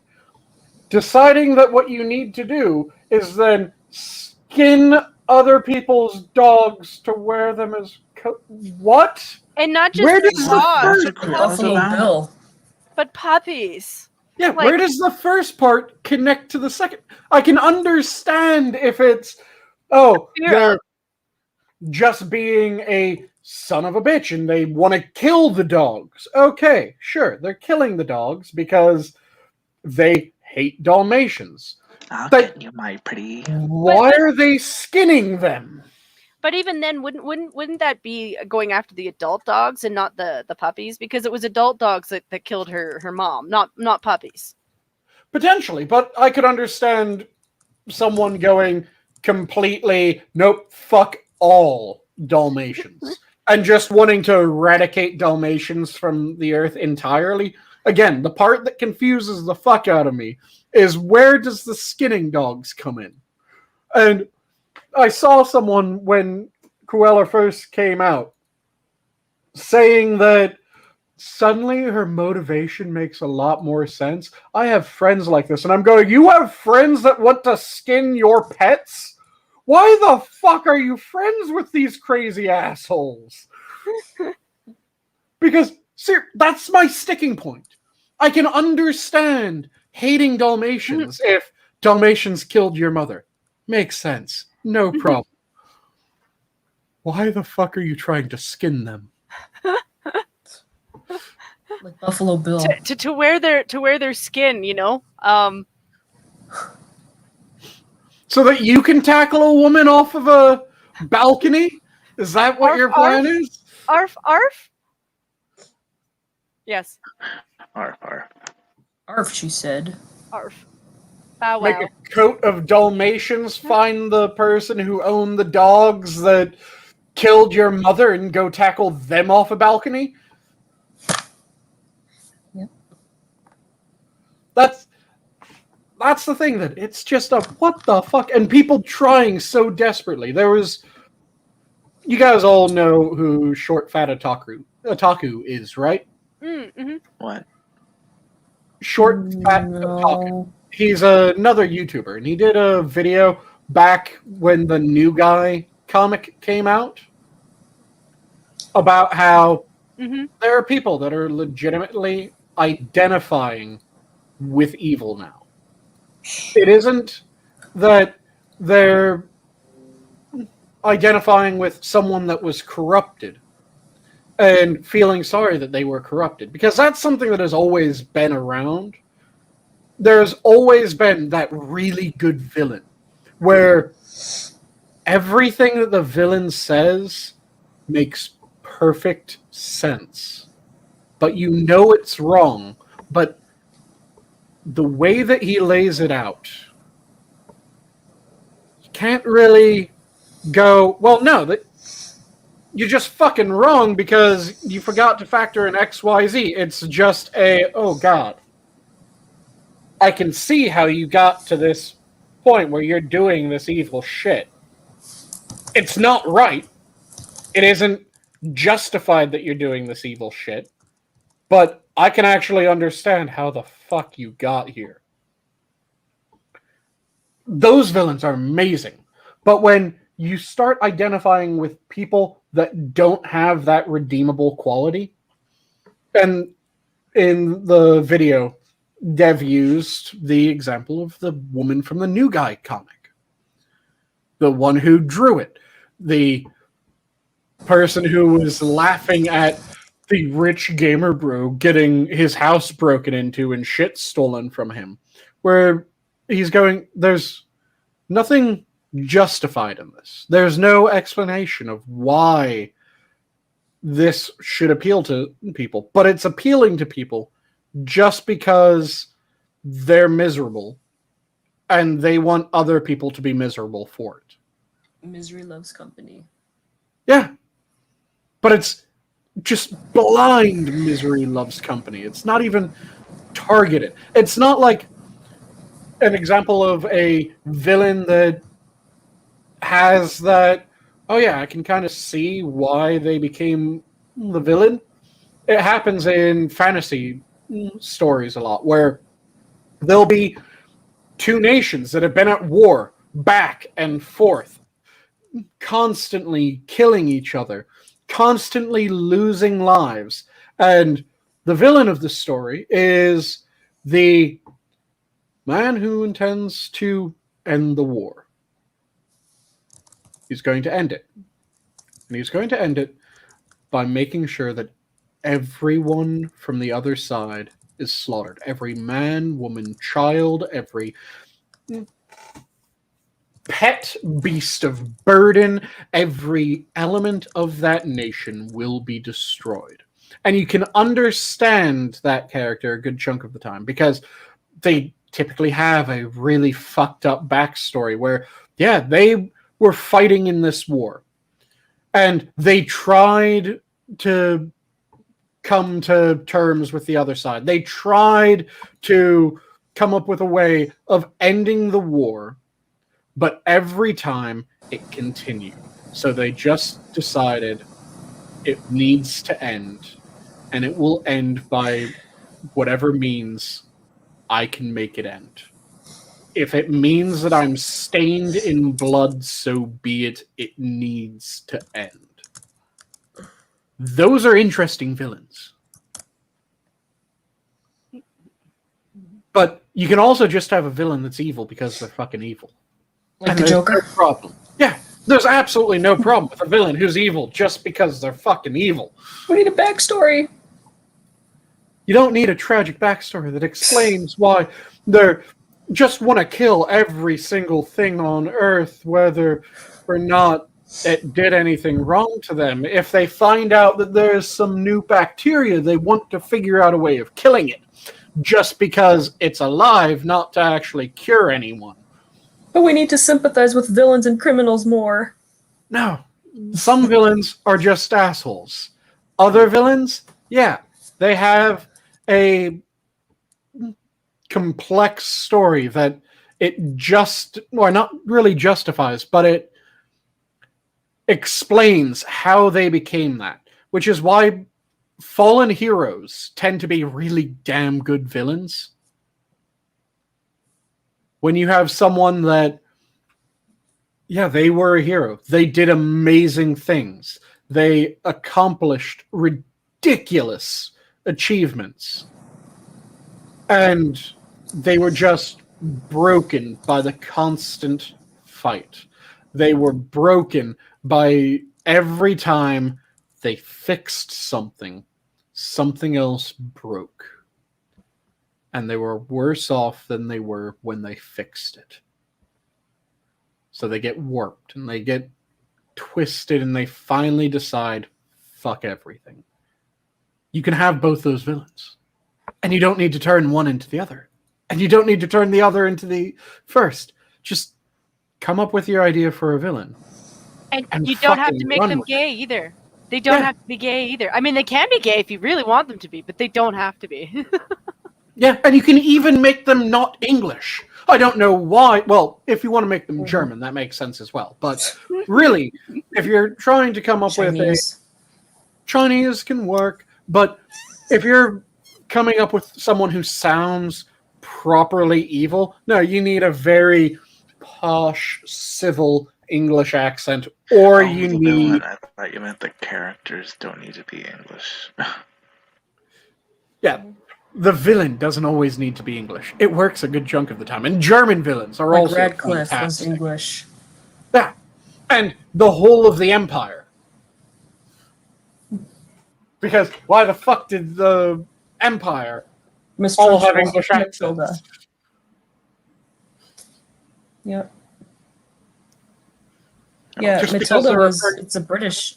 Matilda took place in England in the book, but in the movie it was Americanized, except for Miss Trunchbull, who was the only British actress / character, I guess, because of her accent. And the chokey! I'll lock her in the chokey! Yeah. But yeah, you can just have interesting characters, have interesting heroes, interesting villains. Don't just make them, this is the gay one, this is the black one. Because if you're just going for this is the gay one, this is the black one, you're demanding that your viewers just go, okay, so I know this character because they are a stereotype. The chick. Yeah, the chick. This is the hot chick. Well, what do you know about this character? Unless they are an absolute stereotype, which you have to assume. If all the information that you're given is that they're the hot chick, you have to go for a complete goddamn stereotype. And it's, well, they like fashion. They're kind of ditzy. Mm-hmm. They are probably blonde. Yep, they're blonde. They have blue eyes. They wear pink. Blue eyes. They wear a lot of pink. You're demanding that your audience goes for just the most ridiculous stereotype in order to know anything about the character. This is why I have problems with... There's a disconnect in a large chunk of the population, it seems, where if I asked any of you guys on stream, so can you tell me about yourself? you'd probably start with your hobbies, your interests, maybe what you do for work, shit like that, right? Mm-hmm. There's a chunk of the population that, so, tell me about yourself. Well, I'm a black lesbian, and I'm neurodivergent, and I'm or I'm disabled. Mm-hmm. And fat. Only way that tells me anything about you is if I assume that you are the caricature of each of those things. That you are just the stereotype embodied of each of those different descriptors. Because otherwise, all I know about you is your skin color, that you're broken in a couple different ways, not least of which is the fact that you described yourself as those rather than actually telling me information about you. I was going to ask if that was... They, them. And who you like to fuck. That tells me nothing that I could actually get into a conversation with you about. Mm-hmm. Unless you really want me to go, oh, you're black. So, what's your favorite basketball team? Who's your favorite rapper? Yeah. That's the only way that description makes sense, is if you're trying to get people to immediately assume that you're a caricature. What's your favorite soul food? What sort of purple What's your favorite drank? seasoning? Oh. Which brand of purple drank do you go for? You like Air Jordans? Yeah. That shit does... Tell me. Telling me that you're black tells me nothing about you other than your skin tone. Mm-hmm. Tell me about what your interests are. Tell me about what you do for a living, what you like to study. I mean, telling me that you're black is as useful as me going, well, I'm a white guy. I'm brunette. So, by me telling you that I'm a white guy, you know that I probably burn in the sun. And you can't dance. Yeah. Just make actual fucking characters, people. And you like to go camping. Well, camping is kind of fun. Yeah. I do have Apparently it's a mostly white person thing.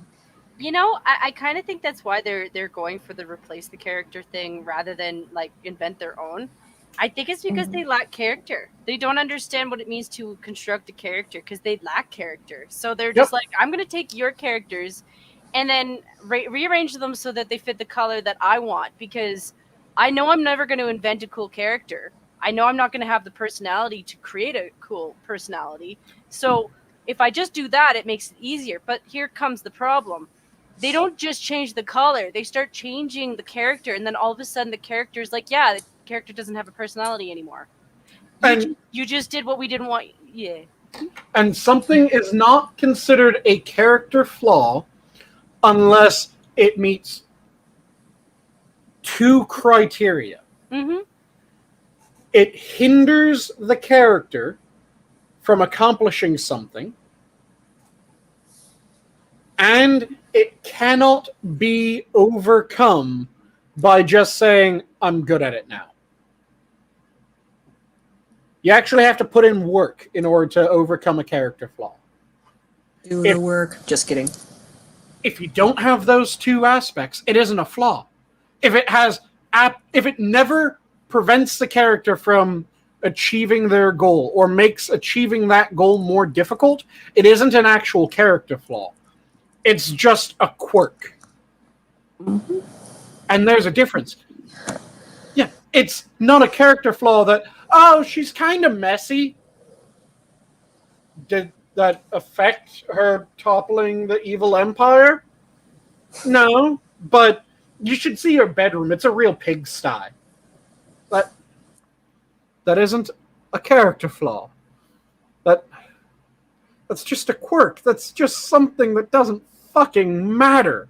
And if the character's flaw is that they're clumsy, and then suddenly an action scene happens, and They're doing backflips, executing everything perfectly, landing every single blow, never losing their balance. They aren't. They aren't. Maybe lacking in confidence, sure. Yeah. You could say they're lacking in confidence, and that's absolutely one that you can explore. Be like, listen, this person's perfectly capable of doing everything, but because they lack confidence, they're not able to face their challenges. But all of a sudden, their friends or their family members are involved, so they're inspired to do something past themselves. That's a hero arc. Yep. One of my favorite heroes from any of the series that I'm currently reading is a character called Kaladin Stormblessed. And Kaladin Stormblessed has had just the absolute shit kicked out of him by the vicissitudes of fate. Everything that he has tried to do has turned to sand in his mouth. Everything that he enjoyed was stripped from him to the point where he's broken. He's barely standing.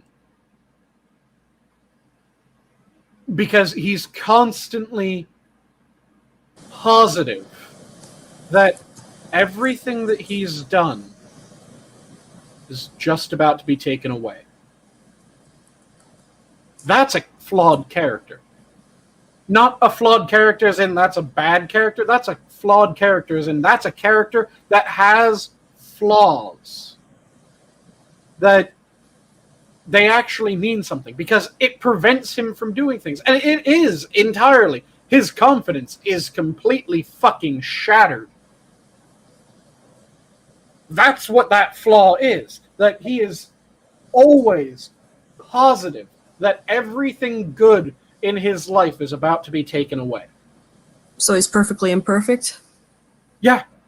And it makes that character goddamn beautiful to see him go throughout the story. Because you know and you experience and you hear every time that he's walking into a fight and he knows that he's going to fail. But it's not that he's going to fail and die, because he doesn't die. He always survives. It's he's going to fail, and everyone else is going to die. But if he doesn't go, everyone's going to die. He knows it's hopeless. He knows that he's going to fail, but he goes. And that makes it interesting. That makes that character fascinating. And when he wins, he might celebrate for a split instant. But even once he wins something, in the back of his mind, the Memento Defectus is still there saying, they're all going to die, and it's going to be your fault because you didn't do enough. You fail them every day. They're going to die, and you're going to watch. Everything. You know that that's going through the character's mind. And like I said, that makes the character goddamn fascinating. You know, it's actually quite a common thing to think about too, because it's called the adrenaline rush. You know, it's one of those things where when you're in the middle of a fight and you don't realize the things that you're actually capable of doing, but somebody that you actually care about, their life is in danger, and all of a sudden it's just like you don't predict it. You just all of a sudden it doesn't matter. They just matter more. And you have to go. You have to go get there, and that rush just makes you do things that you didn't realize you could do. Humans and human bodies are actually kind of fascinating for that kind of shit. Yep. And I'm a real big fan of the flawed hero or the broken man, because those stories always hit that much harder. It's heroes that are perfect are boring as shit. You need to have someone that is flawed, that you can actually connect with, that everyone's had the moment where they have doubt. When you have a hero in something experiencing crippling doubt and they then manage This is to why do they something. hate. This is why they hate anime. You do know that, right? Yep, Like, because anime has that. Anime I'm has that in spit needs. I will throw a very easy example. Like one of the first female animes that I got into, admittedly, was Sailor Moon back Yep. when I was a kid. It was just I had access to that one. But that's the thing. That series, like even the original comic, the original cartoon, she was always a flawed character. At no point does she not irritate some people because that was what she was. She was a regular kid, a regular Mhm. teenage girl who was just like, oh, you want me to go and fight people and put my life on the line, and then the people around me are all going to be in the same boat, and I really genuinely care about them. So yeah, she was an absolute crybaby, and I actually kind of really got that. And her story is actually, I'm there is a reason why they toned down her story. Mhm. You know, because she's based off of a character from 1,000 years ago, you know. Mhm. But And she had a character. She had a really intense character. mhm.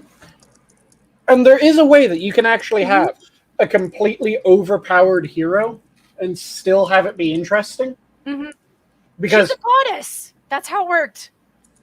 anime, when you mentioned anime, this Mhm. character immediately popped into my mind. Mm-hmm. Rurouni Kenshin. Okay, yeah, yep.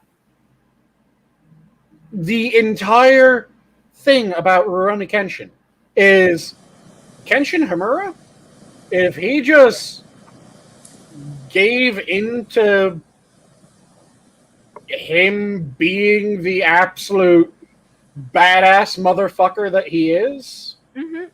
he could kill everyone that he dealt with. Everyone. No problem. He is the reason why he struggles is he's trying not to. He's trying to not give in to his demons, not give in to his bloodlust. And that is what made that story interesting. And then the characters that surrounded him. Because it was more how the other characters would survive, how they would react, and how everything would pan out rather than if he would be able to beat someone. The only question was, would he be able to beat someone and not kill them? That was a fascinating character. That was a character that was absolutely beautiful to watch, and the story was good as all hell. I think he's also based off of a myth. Yep. Like he's kind of like a Robin Hood for them. Well, not Like, really. not really, but He's kind of a. They took an idea from one historical figure. Are you guys? Have you ever heard of the Book of Five Rings? yes, Mm-mm. I haven't read it, but I have heard of it. Yeah. So, the Book of Five Rings is effectively an autobiography and manual of sorts by the person that is recognized as perhaps the most badass swordsman in Japanese history. The dude showed up to duel.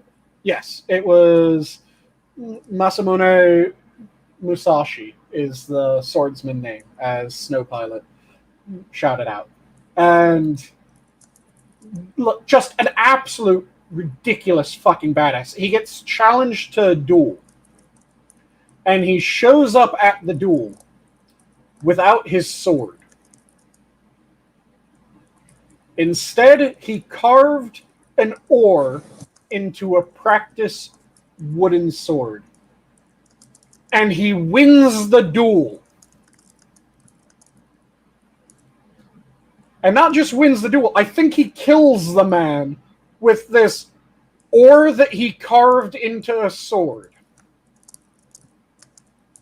And it's kind of taking that type of character idea and then going, what if we had this ridiculous, badass swordsman? Mm-hmm. But he's the repentant killer. He's able to kill people ridiculously easy. But he doesn't want to anymore, and he's afraid that if he does kill someone, he'll never be able to stop killing. That's what Kenshin's character was. And yes, with a fucking ore, Kefki, he shows up deliberately late to a goddamn duel to the fucking death with a ore that he carved into a practice sword. Like, row your boat ore. Yes, that is exactly what we're talking about, Kefki. Because the dude decided that it was too easy killing someone with a metal sword that had an edge to it. So he decided, I'll use a hunk of wood. Yeah. I could see that. Like these people, like those guys had a lot of pride. It was just like, yeah, you can have a really good sword, but if you don't have the skill to use it, then it's pointless. Like you should be able to do just as much with. True, it isn't exactly why he did it, but in the back of his mind that had to be part of it. Mm-hmm. In the back of his mind, he had to be somewhat thinking, well, this at least makes it sporting. If I had a sword, this wouldn't really be a challenge. If you want to quickly hop in and tell the full story, I'll toss you the link, because it is such a badass story that I am more than happy to have someone tell the story in full. Snowpilot's offering to hop in and tell the story of the duel that was fought with a fucking boat oar.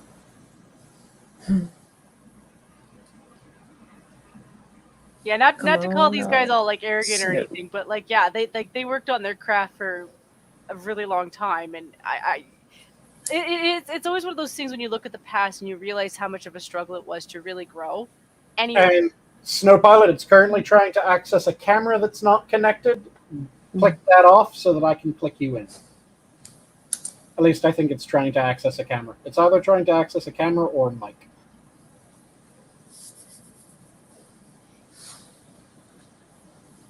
You'll be back in a moment, apparently.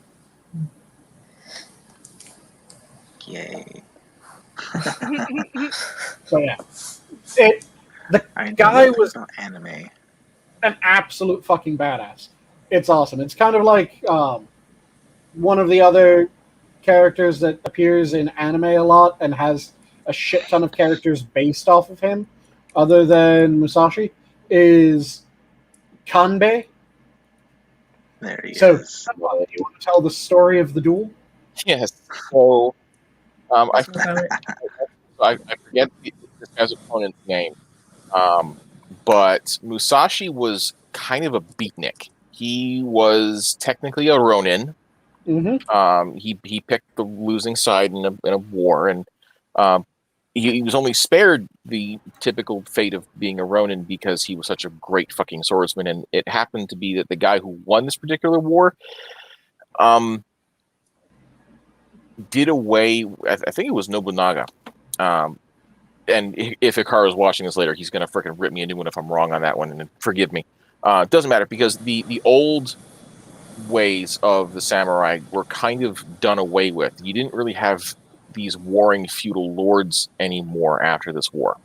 Oh, and quick correction, it wasn't the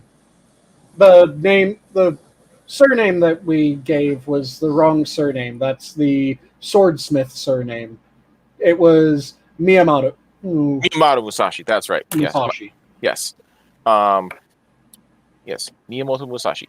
But the typically a Ronin is a masterless samurai, and he is doomed to never serve anybody again. He failed his master by not keeping him alive, and he did die in battle. So, however, he fought so well that he was spared. He just had to go figure out his own way in the world for a while, and he spent the next several years perfecting not just the way of the katana, but every weapon that the samurai would not consider to be below him, and even some that he would consider to be below him. He makes a name for himself by challenging master swordsmen to duels. And not all of these duels were to the death, but he was a beatnik. He didn't fit into the typical mold of what you would consider to be a samurai. He let his hair grow long and wild. He didn't dress well. He rarely bathed. He was an outsider in every way you could possibly imagine. And this was insulting to a lot of samurai who would refuse challenges with him because they saw him as beneath him. Well, one day he finally challenges somebody who would consider to be the best swordsman in Japan at the time. And this guy was known for two things. One, he was the consummate samurai. He was perfect in every single way. He was the epitome of what a samurai should be. He was proper. He was polite. He was an expert with a sword.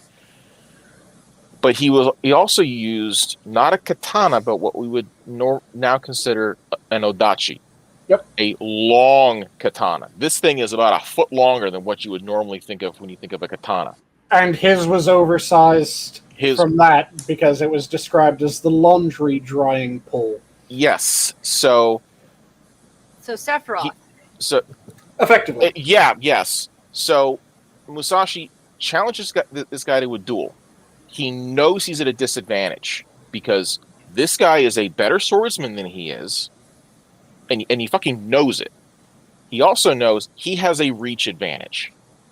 So he spends the night before figuring, all right, how am I going to beat this guy? And he comes up with a plan. The duel is supposed to take place on an island just off the coast at dawn.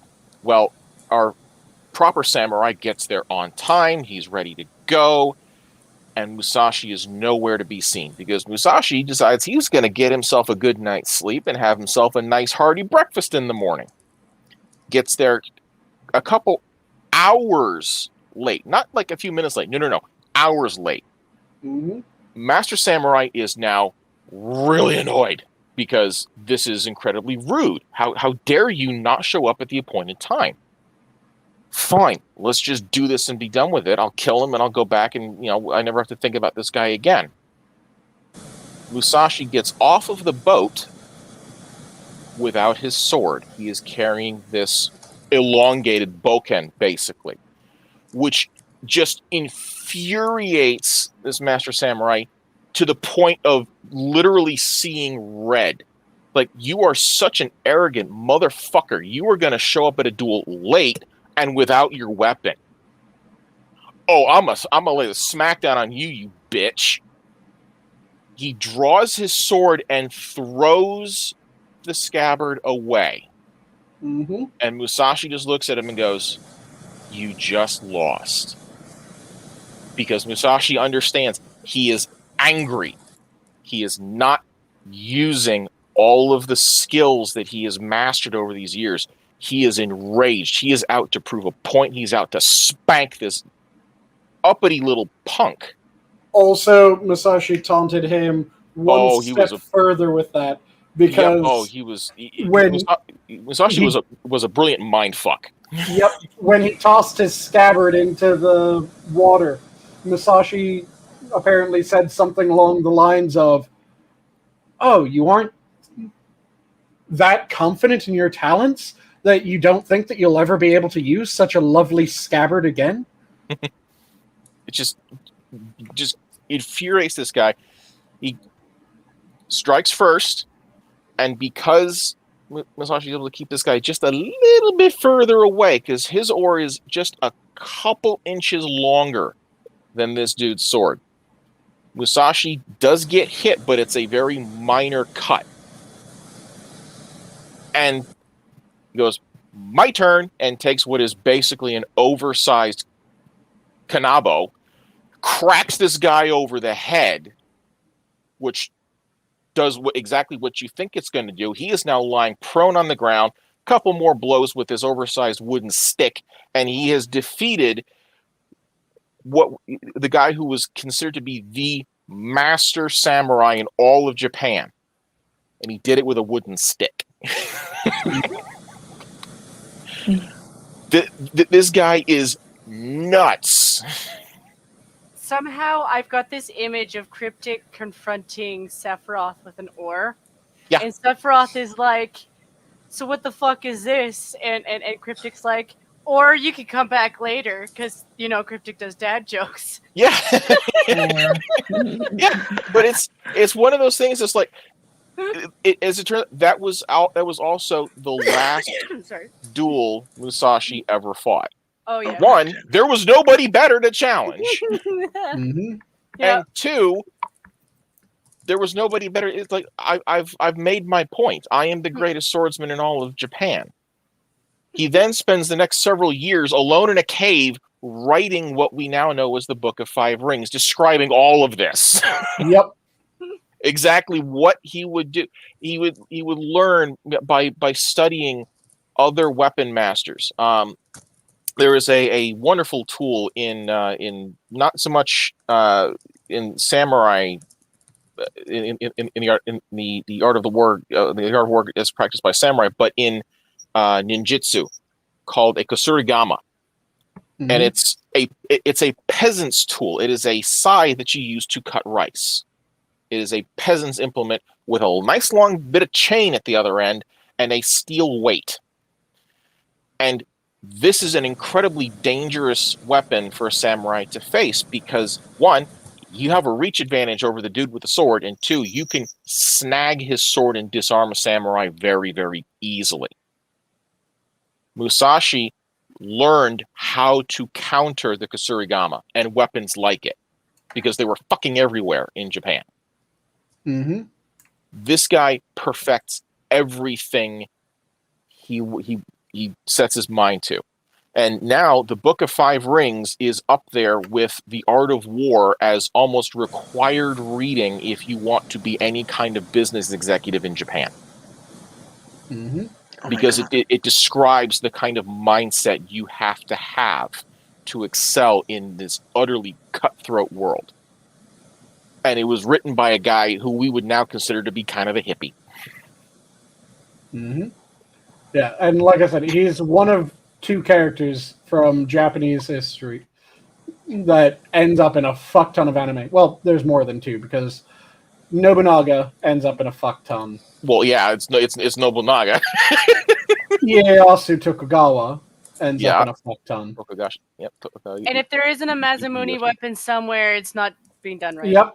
Masamune and Muramasa both end up in a fuck ton. And then the other one that ends up in just an obscene amount, Kanbei. Yes. And Kanbei was this warrior monk that was known to be unbelievably monstrous when it came to physical strength, to the point where there's a number of shrines and temples that have what are reported to be Kanbei's sandals and staff. Oh, kind of like a piece of the true cross. That. Yep. And there's when more pieces in there are cross. Each of these is designed to be picked up. The sandals are designed to be picked up by one person, but they're made out of solid iron. So very heavy sandals. The lighter staff from the one that I went to, the light staff that was said to be his was about, I'd say, 40 to 50 pounds. Oof. That was the light staff.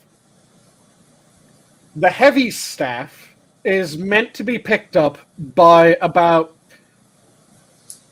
4 to 6 men at the same time.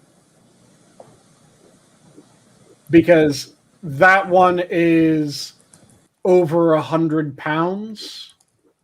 And it's a nice long metal staff. So it's fairly Awkward as hell. smooth, making it difficult to grab. And it's awkward to keep the weight right. And when I was in Japan, when I was in college, I had fun because we went to one of these locations. So I decided, fuck it, I'll try to pick up everything. Sandals, no problem. The light staff, no problem. The heavy staff, due to how smooth it was, I could make it neutrally buoyant in air. But I couldn't quite get enough to get it completely off. So one of my friends reached over and kind of grabbed it with one hand. And that was just enough to go, up, rattle the chains, set it back down. Because, 100 pounds is not that heavy when you're thinking like a bench bar. That's really fucking light. When you're thinking a child. staff that smooth, getting the purchase becomes the issue. And it might have been more than 100 pounds. In fact, it probably was more than 100 pounds. It was a good, heavy hunk of metal because it was, again, like solid iron. And the thing was a good 7-8 feet tall and was probably about 4 inches on a side.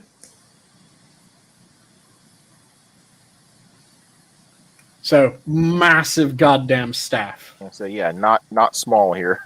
Yeah. It was really cool to dick around with that, though. Because they have them out in the open for people to try to lift. And it was, we'll have about 4 to 6 guys pick the shit up and walk around once a year with it as part of this ceremony. But we keep them out here so that other people that come here can try to lift them. It brings more people to the shrine and temple. So I had to, because fuck yeah.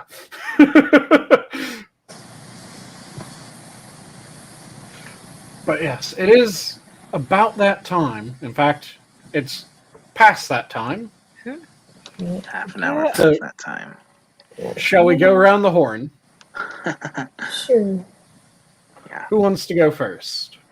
They're gonna do clockwise. Mock's next to me. Huh? Who? What? Mock's Makes next. sense. Makes nothing. Whoever wants to go first, check. I think you just Yes. you just started first, so I think you should start first. Yes. Gee, I have a lot of final words. Just because we talked about so much. So, first of all, I am so glad that we didn't get spammers Rated. tonight, because we unfortunately got some Yeah. yesterday night. Yeah, Which they've I'm been glad going to- around the neighborhood. It was Yeah. handled. It was fine. Yeah. Shit happens. I It's wanted that time to- of year again, guys. People are at home, they're bored, you know. I'm glad Twitch, that right? lunch had took care of it. Also, since there was so much talk about the sins of the father reflects on the son or something, since we talked about that and gay people, one of my counter arguments, and nobody replies to this, like every time I mention or I give this argument, nobody ever replies. I say, if white people are responsible for what their ancestors did, which you don't even know their ancestors, all you know is that they share the same skin color, does that mean that gay people are responsible for their homophobic parents? I also mentioned how they, just all sides acknowledge that families share political differences, specifically on the Thanksgiving table, as they like to put it. And For the longest time, I thought the movie was called Finding Nemo, not Finding Nemo, like when it was Memo. first released. Yeah, I thought it started with an M, not an N. Okay. That's amazing. We need to create that. So that's all my final words for tonight. Copy that. Next up. I would say don't let your kids watch modern day cartoons. Just stick with the classics. And if white people are responsible for all the ills in history, they should also be credited for all the good things that they did in the past, like all the inventions and advancements in technology and medicine and stuff. It's only fair. Copy that. Next up. Well, I guess I'll go. Well, I am sitting outside of my balcony waiting for it to pour because it looks like it's going to. Sorry, it's been 35 since like 2 o'clock this afternoon, and it's finally like 26. I'm like, Oh, I For those of us who speak English units, it was damn near 100 degrees in Alberta today. Yep. What were you going to say, Jack? I was gonna say, my fourth final word is Happy 4th to those who celebrate it in chat. To my American friends in chat. Dang. If I'm not on here before the 4th, that is. Also, Jen, your avatar is an animal that's black, white, and Asian. I know it's been a running gag of mine. I figure if I put a panda on it, it'll be like putting out an olive branch, sort of, kind of. At the very least, I think they're cute. Good night, Kefki. If you stick it in a blender, it also becomes red. No. Wow. Snow Pilot. Fuck you, Sanguine. No, thanks for letting me pop in and with the random story from medieval Japanese history. There are some just absolutely amazing stories buried deep in the bowels of military history. If you care to poke around and see what turns up, there are some absolutely glorious ones, and some that you go, wait, huh? How the fuck did that work? Mm-hmm. So yes, don't be afraid to go poking around in history, and I recommend doing it before it all gets yeeted into the sun by people who don't want to accept that there was some good shit in history too. Oh, by the way, white folks like flavored food. We literally went to war over pepper. Yeah. I hate bland food, personally. Yeah. It's not like we decided that we would conquer other areas of the earth just because they had spice. Yeah, I mean, a certain Italian took a little trip with 3 boats a couple hundred years ago because he liked to season his food, and going around Africa was too much of a hassle. Wait, I have another final words. I'm sorry. Oh, jeez. Well, actually, I have 2 news that's final words. One, I wanted to play sound bites of a few different shows and movies we mentioned. I just couldn't find them in time. Like, I wanted to do one of Dora and one of Finding Nemo. And yes, I called it Nemo on purpose. No. Alright, my second is, I like how Sanguine said he thought this was going to be a short show, and it ended up being one of the longer ones. That happens a fair bit. Well, he did make the mistake of letting me get in here and ramble, so, Well, even before that, it was like, that was 20 minutes ago, which was already past the Well, yeah, we were having usual fun. cutoff. And I'll leave off with my standard. If you're passionate about something, make sure that you devour it. Don't let it devour you. Also, just as a reminder, like I said, I'm going to top and tail the show with this. There's a handful of scheduling changes going down at Minions of the Zoo. We've already experienced one of them last week when Prospero stepped down as the Thursday Keeper. Thursdays are now wildcard days until further notice. Then Wednesdays, the day that I'm normally the Keeper, I am going to not be the Keeper of before too much longer, in the next few weeks, I think, when the One-Ton Hammer, one of our original Keepers, in fact, our very first Keeper, is going to be returning as a scheduled weekly keeper. He's going to be doing a different sort of show, and it's going to be the One Ton Hammer, Terry Diamantis, and JenTMaxi. They're going to be on the show every week, with occasionally, if they feel the desire for it, a guest on the show with them. But for the most part, it's just going to be the three of them. And I am still going to be a keeper because I am the greediest of keepers, so fuck if I would ever step down entirely. I'm going to be getting Friday. Friday will just be mine, and it will then be the One Ton Hammer Wednesdays, Wild Card Thursdays, and Sanguine Fridays. With that, have a good night all. The zoo is closed. Good night. Good night. Good night.